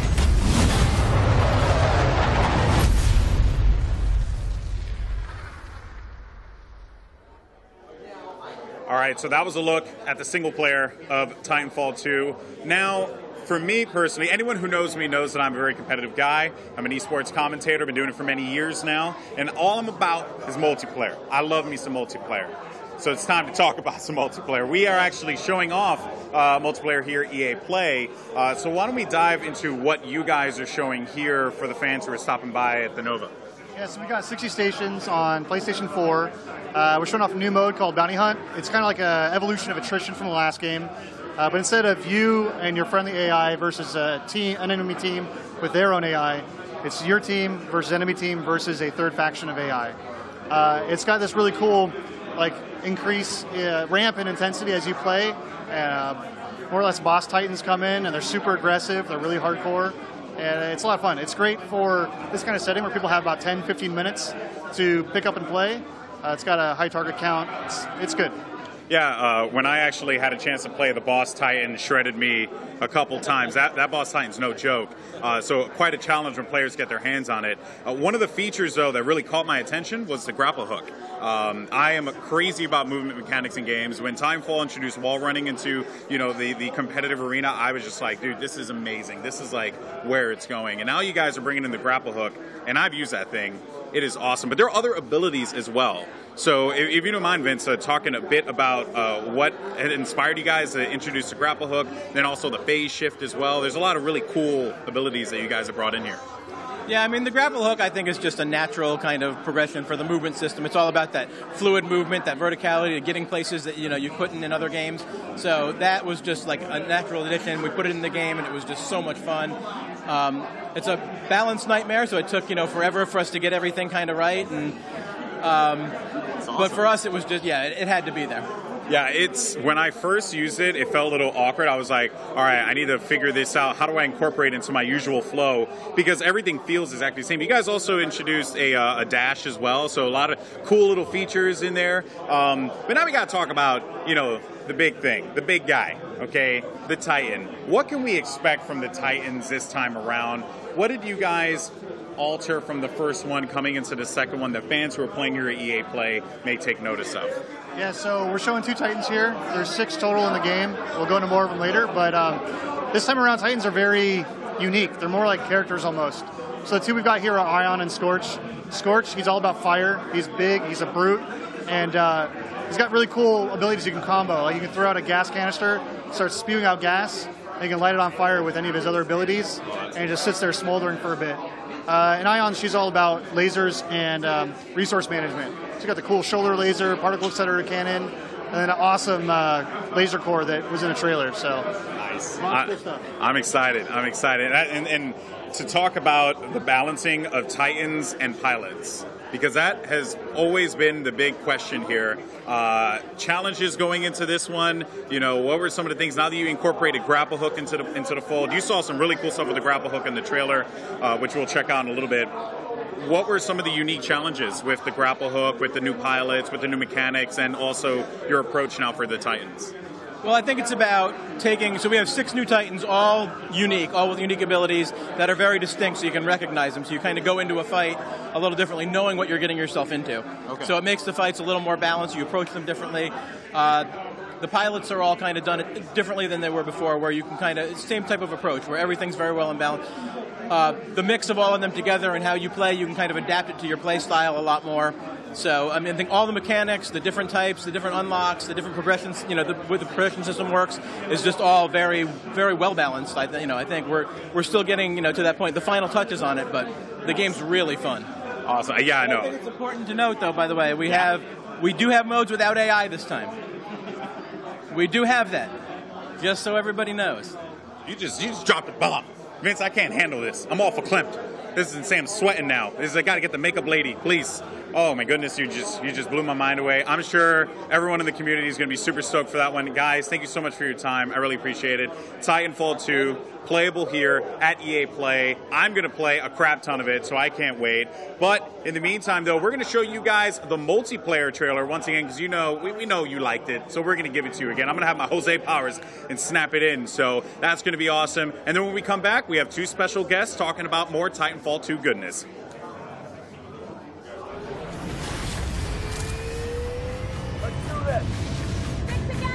Go, go, go!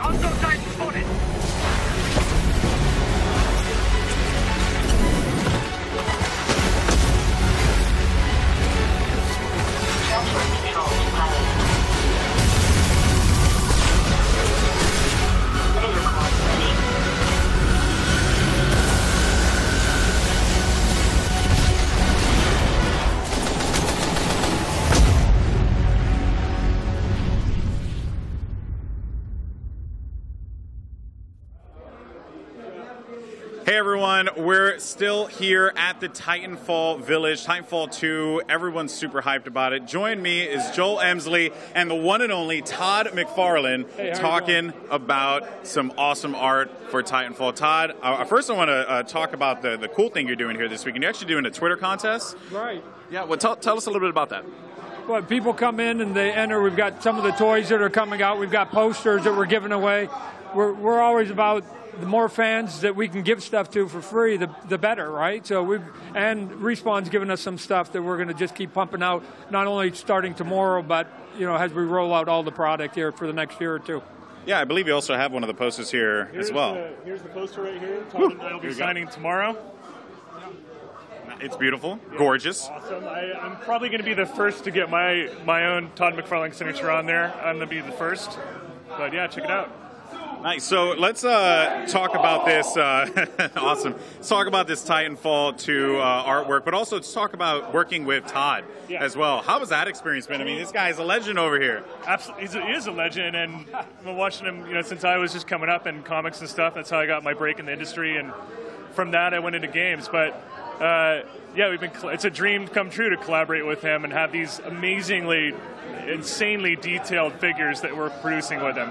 And we're also doing some other stuff in collaboration that'll actually go in the game. We'll talk about that later. Nice, nice. And for you, Todd, how was it to work with Respawn on a project such as Titanfall with these awesome, because, I mean, when you look at it, the Titans are so cool. No, the thing that's making my job easy, I mean, we make toys and we're known for our detail, right? But now when we can deal with partners that are willing to give us the actual models, right, I don't have to try and invent what's on the screen. I just go, let's just make what everybody's playing. So they give us these hyper-detailed, I mean, he's saying I'm putting detail. It's already in there when they're giving me the model. My job is to just keep it, and no matter what scale we put it at, it's all in there, and then paint it so it feels like it's a $100 product that we can sell for under $20 so people can, it's affordable, right? Affordable and cool-looking stuff. I can't wait. I'm going to pick up mine, 100%. I want to have it in my office, mounted on the side, with all my other figurines, so it's cool stuff. It sounds like it's the match made in heaven, and I'm so happy. And I guess to close it out, final thoughts about just how the reception has been for Titanfall and the look and the feel and what people have been saying about the game as well here at EA Play. It's 2 years of really, really intensely hard work, and trying to answer and solve issues and things the gamers and the community were speaking about on Titanfall 1 and bringing that into 2, and just hitting that mark and finally culminating in like one day, finally unveiling it and coming out here being with Todd, and it's amazing. I'm on cloud 9. You can't touch me right now. I just feel great. It's beautiful. All right. Well, Todd, Joel, thank you so much for your time. Appreciate it. We're actually going to take a look at the work that Respawn and Todd McFarlane put together for Titanfall 2. Enjoy. Thank you guys so much. Really appreciate it. It's an absolute pleasure.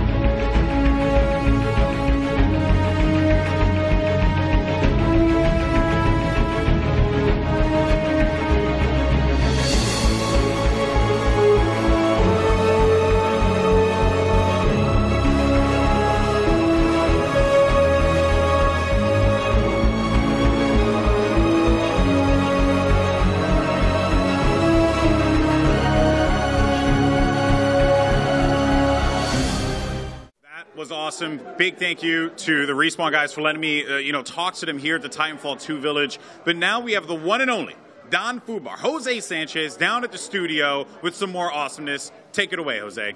Yep. Too good? Was it too good? Hey, thanks, Alex. We are here at the EA Play After Party, and we have a whole lot more EA to talk about. We've got videos for Star Wars. We got Major Nelson here from Xbox, who's going to be doing some sweet giveaways. And first, we are going to get to the Origin Gaming Rig Showdown. It is going down. We have 3 competitors here. One will leave with a brand spanking new fully built machine because they have to build an entire PC in the span of about 37 minutes. Maybe 42 minutes, maybe 46 minutes, depends on how much time I decide to give them. And here to help me discuss how to build a PC, Devin Connors. Devin? Thanks for having me, guys. Welcome. Thank you so much for joining us. So tell me a little bit about the process of putting together a PC and putting together a PC under pressure. Well, building a PC, it's kind of like adult Legos. All you really need is one Phillips head screwdriver, a little bit of free time, everything snaps into place. It's not nearly as hard as some people think, and we have all the hardware that you're going to need right over on this table over here to build a high-end gaming PC that'll be able to play any of the games EA announced today at their EA Play conference. Now, I noticed we got some sweet parts over here. We got some Corsair parts, some MLI, some NVIDIA. Do you think these guys have what it takes to actually complete this build before the show ends? I think so. I mean, a lot of Battlefield players like Darkness and Grizzle over here have a lot of PC building experience. It just kind of goes hand in hand with being a hardcore PC gamer, knowing the hardware, knowing how to put it together quickly, making sure it works the first time you boot. Fingers crossed. Well, hopefully they have what it takes. So we're going to go over and actually check out exactly what kind of setups they have and see if they can get it done. Devin, thank you so much for talking with us. Thanks. Let's go right this way to our 3 combatants. So tell me a little bit about your PC building experience. Are you excited for this moment right now? Oh, I'm super excited. Yeah? Mm-hmm. I have built I built no computers in my life.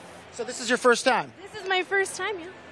So do you think that gives you an advantage? Like maybe these guys think they know it all, but you could come in as the underdog and sort of wipe them out? Well, we did a stream not too long ago of me putting together a PC. I had about 15 shots, and I got the motherboard in. 15 shots and the motherboard gets in, guys. No pressure. Tim, now, I know you have built a PC or two before. A couple in my day, yeah. Does this competition, now that there's like a time frame around it, does that make you a little bit nervous? No. No, not at all. This is why you're here? This is why I'm here in LA. Not for the games. Not for you. Maybe for you. Maybe for you. Maybe for you. But to build this PC. Well, I mean, now that I know you're an experienced PC builder, I expect a lot. My friend. I expect high hopes. It's a pleasure. Always a pleasure. But the competition doesn't end there. The third and final combatant in this PC gaming showdown. Tim's talking trash. I know. He loves to talk trash, but I mean, I'm his competitor as well. So I've been building computers since I was 5, and it's about to go down. We're going to see how it goes. Now, just like I asked him, do you think the time frame is going to make you make some moves you might not have made if you were just had all the time in the world? I wouldn't say that. I mean, on a good day, I can put a computer together in less than an hour. So we can see how it goes here today. Well, hopefully it's a good day because the competition is on, and we are going to start building in 3, 2, 1. Build a computer. Yes. Build. Come on, Tim. You're not done. Not even done yet. Still going. Well, I will let these guys get to it because they clearly need a little bit more time. And in the meantime, we are going to go to a little video dedicated to Star Wars.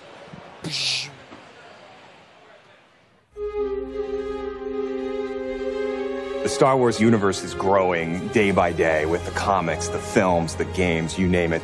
And to be a part of that and to work with Lucasfilm is incredibly exciting. So what we're really trying to do at EA is cater to different areas of the Star Wars universe and create different game experiences that are tailor-made for those fans. With Star Wars Battlefront, we wanted to really be able to bring people into the world of Star Wars like never before. What excites me now is bringing in more characters, more planets, more environments, more eras. And that's why we're super happy to have both Motive Studios and Criterion contributing in a significant way. There's no point in making something in the Star Wars IP if you're just going to do what's been done before, right? So it's a fantastic opportunity for Motive to really tell the world what we're about. And we're going to bring that to Battlefront, which is, it's crazy. It's incredible. As a studio, our promise to gamers is ultimately gameplay first. We all demand that the game has these huge wow moments that translates really well into the Star Wars universe.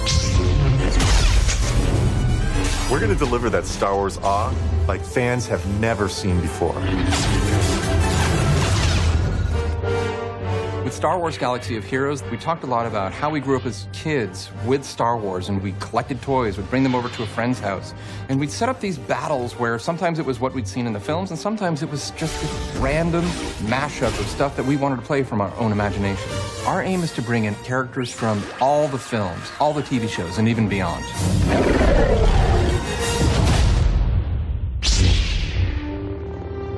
Star Wars is what got me into role-playing games in the first place, that storytelling you did as a kid with your Star Wars action figures. With Star Wars The Old Republic, the choices you make, the freedom you have, that's really at the heart of a BioWare game. And beyond The Old Republic, there are so many stories that we still want to tell. Our goal has always been not to just sort of make a game that is set in the Star Wars universe, but to really tell an authentic Star Wars story. And that's actually a hugely different thing. How do you ground the new and unfamiliar in the familiar? You need the guidance of someone like Doug Chiang to show you the way.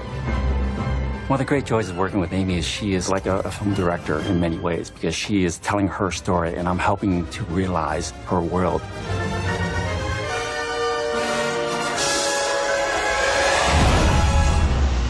EA has some really exciting plans in the works for the Star Wars portfolio, and what we're doing is bringing in talent from across the industry and letting them loose.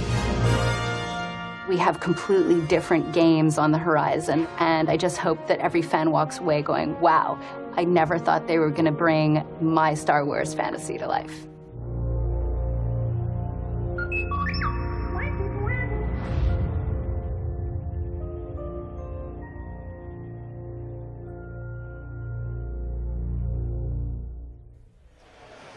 The Force definitely strong with EA. They have a whole lot of Star Wars in the works. I am joined now by Xbox Live's Major Nelson. Major Nelson, EA Play. Yeah. It is here. I hear you're here to talk about EA Access Free Play Day sweepstakes? This is actually really exciting for those that don't know. EA Access, of course, is an amazing program where you sign up and you can have access to this incredible EA Vault on Xbox One, and it is phenomenal. Now, what we're doing, working with EA, they've come up with this amazing idea where starting later today through the 22nd of June, all Xbox Live Gold members are going to have open access to the Vault. The Vault is open. Run in there, download as many games as you want, play, and have fun. It's just a ton of fun.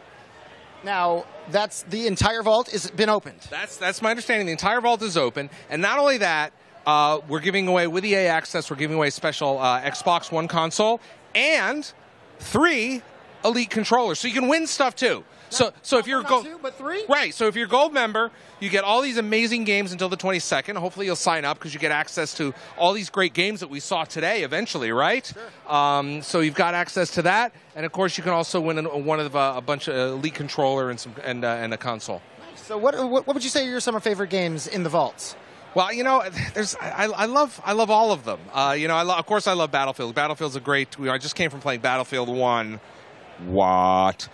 So, of course, Battlefield being in there as well. Plants vs. Zombies, though. For some reason, that's one I keep going back to because it's just a lot of fun. It's so quirky and it's just lighthearted. So can you tell us a little bit about some of the other games that are within the vault? Yeah, I mean, if you really need to go to EAAccess.com, and they're updating the list all the time. And here's the great thing about it. I want to point this out, is that once you sign up and you're a member, you get access to EA games a few days before general release. So that's really critical. We heard them talk about that with Battlefield today on stage. We saw Titanfall. You're going to be one of the very first to be able to play Titanfall 2 on Xbox One. Who doesn't love perks like that? Right? I mean, that's right up my alley. Right? I want to play the game before everyone else does. Yeah, it's incredible. So really, check it out. It's free right now for Xbox Live Gold members. Go check out the Vault. You know what? You asked me about what games are in there. I can't even remember because there's so many. Right? Because I went in, I was looking at the list, and I was like, I'm still back at Battlefield. I was hanging out with Snoop a little earlier. So sorry, I'm not focused. That's how Snoop gets down. Yeah. Snoop gets down in Battlefield, as well as Major Nelson. Now, you mentioned that you're giving away an Xbox. Yeah. Can you tell us a little bit about that? Because I would love a new Xbox. Yeah, so just all you need to do is download the EA Access app on Xbox One, and all the details will be in there of how you can win the console, or maybe one of those great Elite controllers. Have you seen it? You've played with the Elite controller. Yeah. I mean, it's called the Elite controller for a reason. For a reason, because if you have it, you're elite. Yeah. Speaking of Elite, there are so many games that you can play in the vault, and now we're going to take a look at FIFA and the journey within.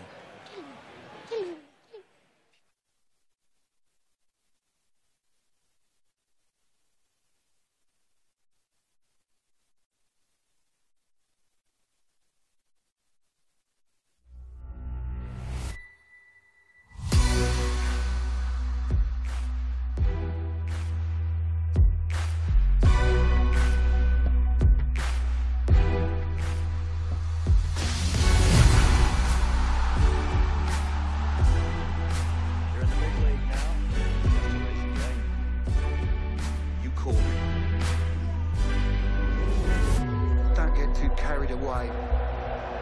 Can disappear just like that.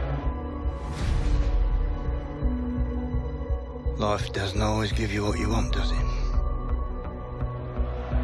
I'm ready. You'll get your opportunity, Hunter. Just get me out of there. Oh, we might as well pack this season in now. What was he thinking? I want to stay and fight for my place. I won't let you down. Alex Hunter, an outstanding goal. Welcome to the Premier League. This young man has everything. We're going to make history. Incredible, Hunter! My name is Alex Hunter. You don't know me, but believe me, you soon will.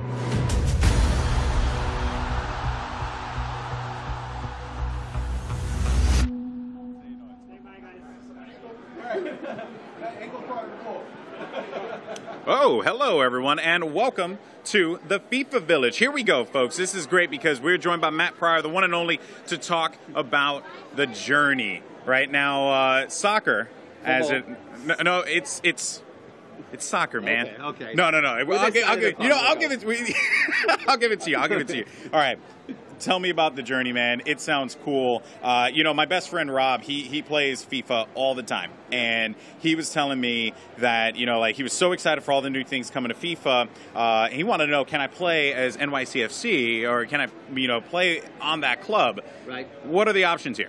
So the journey is an amazing new mode. It's something we want to do in FIFA for a long time, and we're now able to do it through the power of Frostbite. So it's going to be a massive year for FIFA. It's the first new mode we've put in for a number of years, since Ultimate Team about 6 years ago.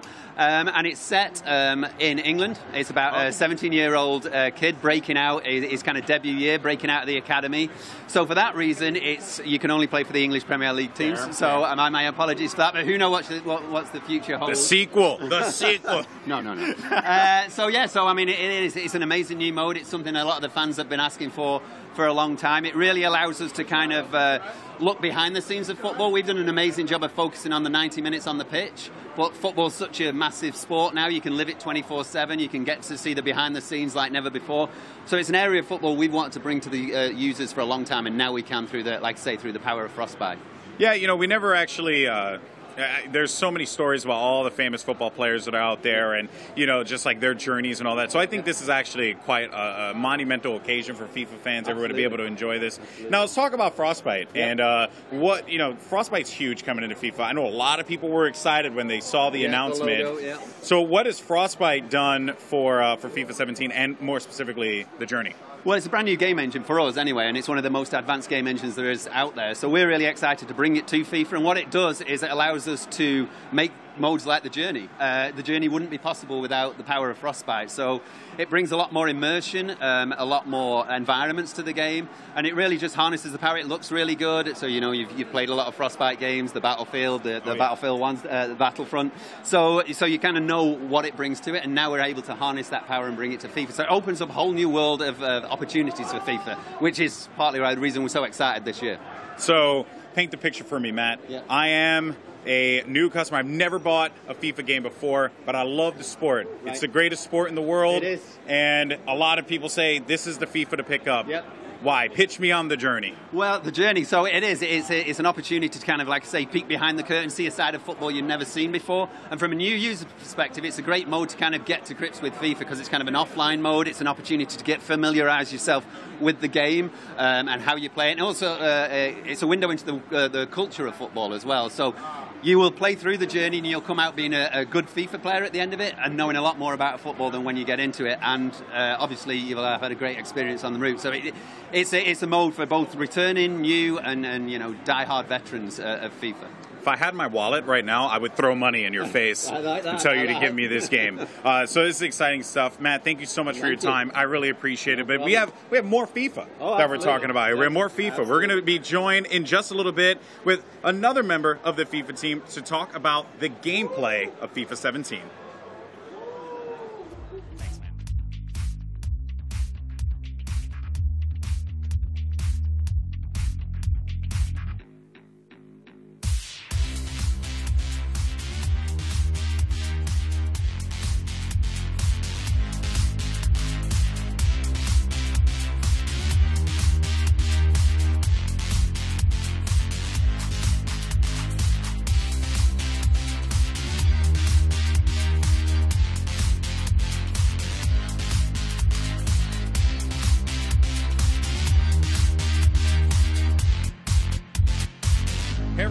How's it going? We're back here at the FIFA Village. I'm joined now by Sam Rivera. We're going to talk about the gameplay of FIFA 17. You know, FIFA, sports games in general, they're all about the gameplay. It's the reason why people come back year after year. So let's dive into it. What did you guys bring to the table for FIFA 17 this time around? That's a loaded question, so feel free to take your time. I know. Okay. So many things. A massive year for us in gameplay. There's 4 main pillars this year that I want to talk about. We have our 4 ambassadors representing one of those. For example, James Rodriguez will be representing the new set-piece rewrite. Hazard, the physical play overhaul. We have Anthony Marshall doing the new attacking techniques. And also, we got Marco Reus representing the active intelligence system. So those are the main things in gameplay for us this year, although we touched so many other fundamental areas of the game. So let me start with the free kicks and the corner kicks. All the set pieces is completely new. We are giving a lot more control to the users because that's what makes the game fun. You control everything. It's less random than before a corner kick, for example. So let me start with corner kicks. You can now aim exactly where you want your corner kick delivered. You will see a little reticular moving that you control, and then you control the trajectory of the ball. You can also switch to the guy that is in the box and time your run, so you can actually go and head the ball right on time, and that creates the whole situation that is not just sending the cross and then just tapping the button. There's more than that. We also have the free kicks. You now control where you position yourself, and that affects the angle of approach to the ball. So that will affect the spin of the ball, and you can finally do that Roberto Carlos reference from many years ago, where amazing shot that went around the wall. You can finally do it in FIFA. We also have the throw-ins. You can do fake throws, and we have for the next pillar, which is physical play overhaul, we have it's huge. So basically, something that was missing in FIFA before is the ability to protect the ball, shield the ball in any type of situation. Doesn't matter if you are dribbling the ball, if you are waiting for an air ball, if somebody make a pass to you and you have to shield your spot and then control the ball. Now you can do it. So we put everything in the LT button, or L2 as well. And doesn't matter if you are in offense, in defense, if you use this button, you will be physical. So you will try to either keep possession or recover possession by being physical. Just so you know how big this feature is for us, we put together a big team of people back in Vancouver just to focus on every single detail. Okay, so with that comes the new 360 shield dribble system, brand new system for dribbling in FIFA, which allows you to go any direction you want while shielding the ball from an opponent. And that you can actually back up into him, try to push him. Obviously, if you're stronger enough, then you may do it. If you are not, then he will push you. You may lose the ball. So this year is not just about pace. It's also about strength and how big you are. That will affect. Yeah. I just want to say that is a lot. And there's more. There's more. There's more. All right, let's dive into this one. So what else are you guys bringing to FIFA? Because there's a lot to talk about here. Okay. So the active intelligence system, your teammates, players off the ball, they are way smarter at understanding if they should support you or they should go on attacks. Why? Because they did a big rewrite on how the positioning system works, and players understand three things much better. Predicting the future, what could happen if the defender stops now? Am I going to go offside? Should I slow down? What happens if I stop now? Is that going to create space? Or the defender is going to continue with his momentum? That's one. We can also do better understanding if the player that has the ball, my teammate with the ball, can pass the ball to me now. If he's ready, then I should make the run now. If he's not, then I should probably wait and support him. So those things together allows us to have to decide better what the player should do, go on a run, when and how, and we create new run types with those systems, like the new fake runs, which if we know there's a space behind me, which there's not in this case, I would go this direction and then go the other one to fake the opponent to confuse him. We also have better timed runs, so I can slow down in order to stay on side, as I mentioned before. We have decisive runs into quality space. If I see dangerous space ahead, doesn't matter if it's 40 meters ahead of me, I can just run there because I know I will create some attacking opportunities in there, and many other runs that we can go in depth in later months.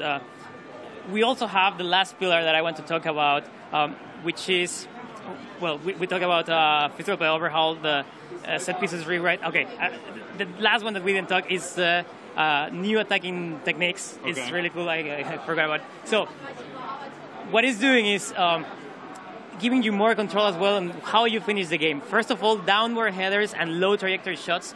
They were not really possible in FIFA before because the elevation of the ball would go up. So now if you tap the button again before the player actually makes contact with the ball, the trajectory of the ball will stay on the ground. And that is more difficult for the goalkeeper to save. So that's something on you. We also have the threaded through ball, which is if you press the right bumper or R1 at the same time that you do a through ball, the pass will have more leading and it will go ahead of the defender, so that the guy making the run has better chances to go. It obviously is a decision that you can make to do a more leading or less leading on your through pass. We also have another thing that helps you call for support. In the past, we always had the trigger run on the LB button, which would send up your teammate on an attacking run. Now, if you tap the right bumper, instead of going away, the teammate will come close to support you. So if you have no spaces, then, okay, call it, and then it comes close.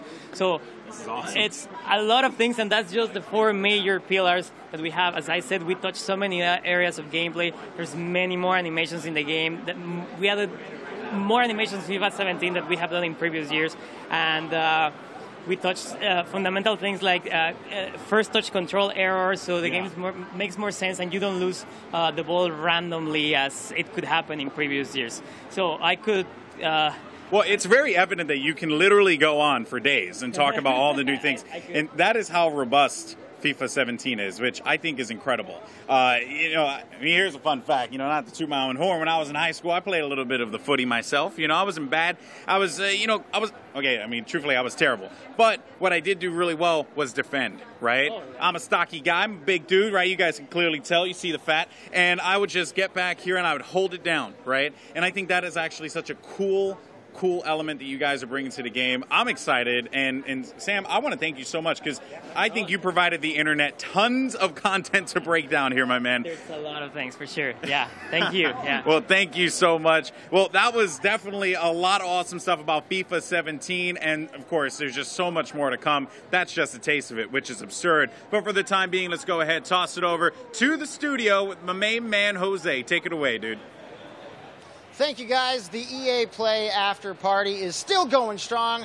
We have gotten to take a look at so many awesome games that EA has in store. New Titanfall, new FIFA, there's some new Star Wars coming, and there is still one hell of a PC building competition going on. So I think it's time that we check in on our competitors over here. And, all right, it looks like you're off to a pretty good start. I would say that's a successfully built PC. Are you done? Are you close to being done? I'm letting them catch up first. Strategy. Start off fast. And then, do you, is it looking as good as you would hope it would? It's actually looking better than I thought it'd be. I'm cheating a little bit. I'm looking at his. If you're not cheating, you're not trying. That's the most important thing. So, you still have a few more minutes. These guys look like they're still so far behind. I see all kinds of screws. Scrubbing it up over here. The Darkness. How's it going over here? Looks like you're pretty in deep in your PC building. I'm hand deep in the PC, yes. Yeah? Yeah, it's almost done, though. Almost done, you say. If you had to put a time frame on just how long it would take until you were finished in seconds, how long would it take? Seconds. Oh, math, man. Math's hard. Yeah? I gotta divide and use numbers. And what's X equal? Yeah, I don't. Yeah? Math. Yeah, all right. Yeah, it's hard. Well, hopefully you can finish it up in... I'd say like 5 minutes. 5 more minutes? Yeah. 5 more minutes. 5 minutes. And Darkness says he will be done. We will check back, and hopefully he will... Now, I just heard the time frame, 5 minutes. That's what I heard. Can you top that? He's done in 5 minutes. I think in 5 minutes he'll find some mistakes in his build. That's what I think. I'm putting in the cooler right now. Wow. That's competition talk. So is it safe to say that you've been maybe eyeing his build, making sure that pieces are going where they should be? He was like throwing things. So there's some sense of shenanigans going on. Is that what you're saying? Oh, yeah. I saw his side panel there, and I thought I could distract him by tapping it a bit. Yeah? Mm-hmm. You never tap another friend's side panel. Well, I mean... That's just something you don't do. Out of respect in the PC build. Right now, we're not friends. Oh, enemies? Oh, we're... Mortal enemies. Frenemies. Yeah, we're frenemies right now. She's claiming to still be friends. I don't know. I mean, both of you guys look like you're very close to completing these builds. I just hope you guys actually have the ability to do it within the next 5 to 6 minutes, because that's the time frame I'm giving you. And in the meantime, let's hit the gridiron with a little Madden 17. Ready? Hut, hut, hut, hut.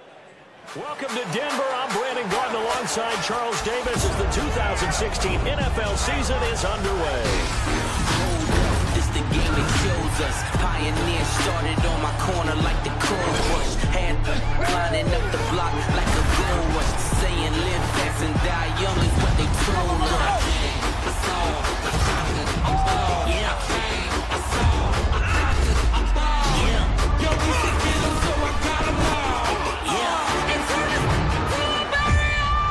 Here we go.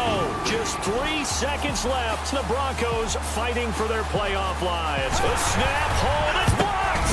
T.J. Ward blocked it. And in the most improbable of ways, Denver is going to the playoffs. Hey everyone, we're down here at the Madden Village now, and I'm joined by the one and only Matt Marcoux, the Madden Commissioner, the commish himself. Matt, how you doing, my friend? I'm doing fantastic, man. I got a champion to crown this weekend, you know? I'm feeling good about this. Yeah, you know, talking about the Madden Championships, this is a huge opportunity here for a lot of these players. What are some of the matchups that you're most excited for this weekend? You know, the amazing thing, we're down to the Final 8. I would say all of them are great matchups. We got Problem Right, the greatest of all time, versus the Dark Horse Spot Me Please in the quarterfinals. We got Serious Mo returning again. He's in a great matchup with Stiff, who's a long-time Madden community contributor at Madden Daily. So all around the board, all the matches are great. I have no idea who's going to win this time, and I'm looking forward to every match. Yeah, and this is a significant event as well, because you know the Madden Championship culminates to crowning the first Madden champion here. There have been many Madden champions in the past, though, but this one is a bit more significant. And why is that, Matt? Yeah, so in the past, you know, EA has had several major events. We've had the Madden Challenge, Madden Nation, Madden Bowl. So there's been guys who are recognized as title holders. But we've never unified that. We've never had the all-around Madden champion. It's in my opinion, it's kind of like the old NFL where you had the AFC champion, the NFC champion, and they unified it to the Super Bowl. So that's what we're doing here. We're unifying it and say definitively the person who wins this tournament is the Madden champion. This is huge. It's a big opportunity for these guys. Also, with just the news of what EA is doing for competitive gaming, and you come from a competitive gaming background, right? You've been around the scene for a really long time. So, I guess final question: how does it feel to really work on something with such a rich history, such as Madden, and to be able to add something as incredible as the Madden Championship to the many accolades that Madden players have had a chance to fight for over the years? Yeah, it's a dream come true. So, my involvement in esports was inspired by traditional sports. I grew up up in Milwaukee, Wisconsin, was a huge Green Bay Packer fan, played soccer, played baseball. So sports inspired me to say, well, why can't you be competitive at a video game? So it's really amazing to have that come full circle and work on the digital simulation, the video game sport of Madden, and bring it all home here. Yeah. It's awesome. Well, of course, thank you so much, Matt, for your time. And I just want to say that belt looks so fresh. I cannot wait for the winner to hoist that over their heads. Maybe they do like a little bit like a The Rock, you know what I mean? Just like whip it up, you know? Like We'll let them own it how they want to, right? Yeah. It's awesome. Well, guys, let's now take a look at the Madden Challenge and recap all the incredible action that took place in the Madden Championship.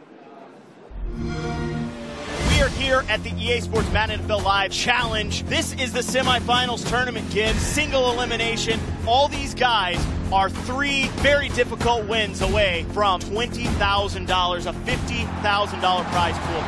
$50,000. It's a tough spot for Neff. He needs to keep fighting back. Probably not the best strategy when you're going up against the greatest Madden player of all time. Oh, what a work by Bolt! What a work by Bolt! The problem holds on. The coach going to advance. That was a huge As you can see, Serious Mo, D. Jones locking up, putting those headphones on.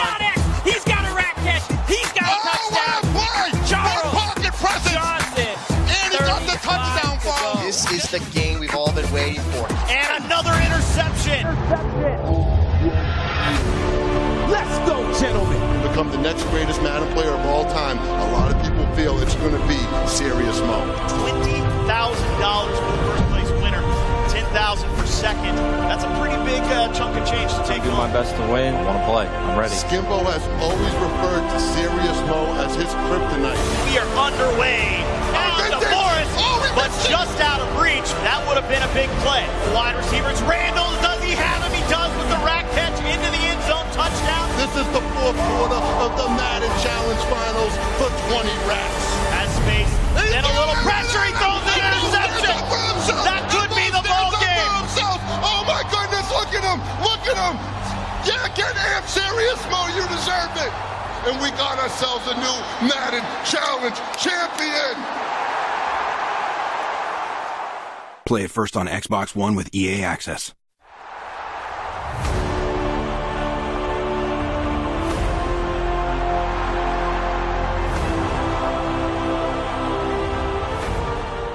End scene. Is that it? Hey, and now it is time to talk gridiron football, American football. We're talking about Madden NFL 17.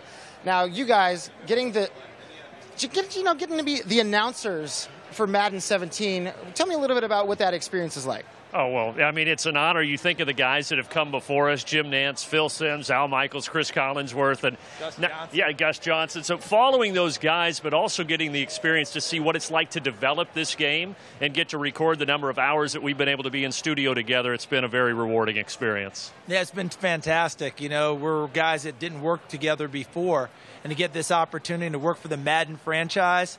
And by the way, get well soon, Coach. We know you just had surgery recently. Get well soon, Coach Madden, and we'll try and maintain the great standards you set for this game.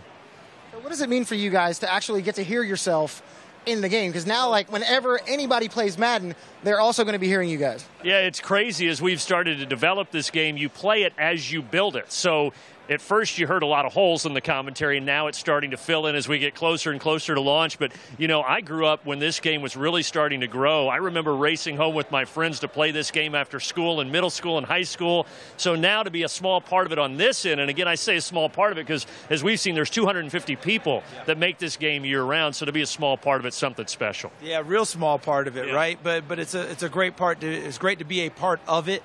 And for me, I mean, watching my son, who's a high schooler, and his friends play, and now them knowing that I'm going to be a part of it, street cred, at least for a little while. He sounds great. I still hate the sound of my own voice. I just hope the people watching the game, playing the game, they don't hate the sound of it.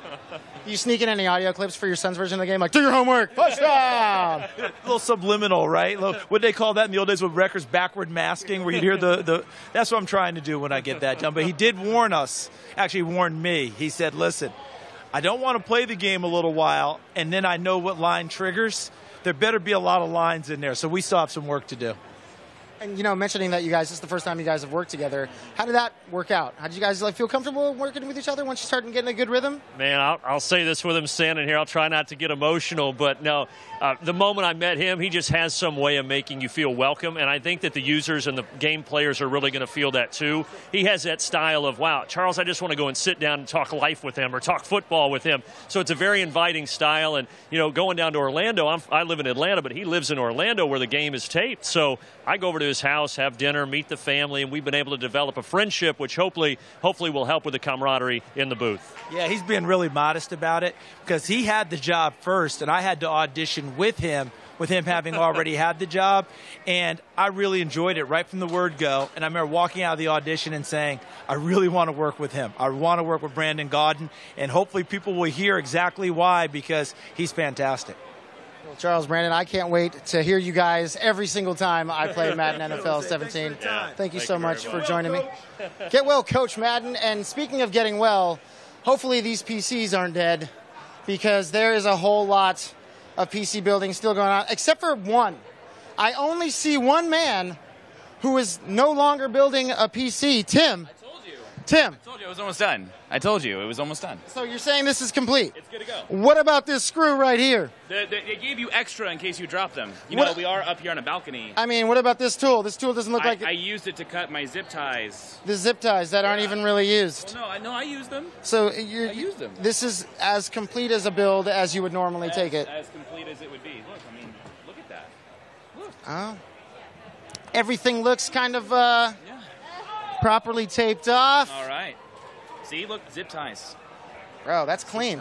Yeah. That's clean. If you want to come over and help me install my cable into my house with some zip ties, make sure the wires aren't showing, sort of hide everything. Yeah, he charges a lot.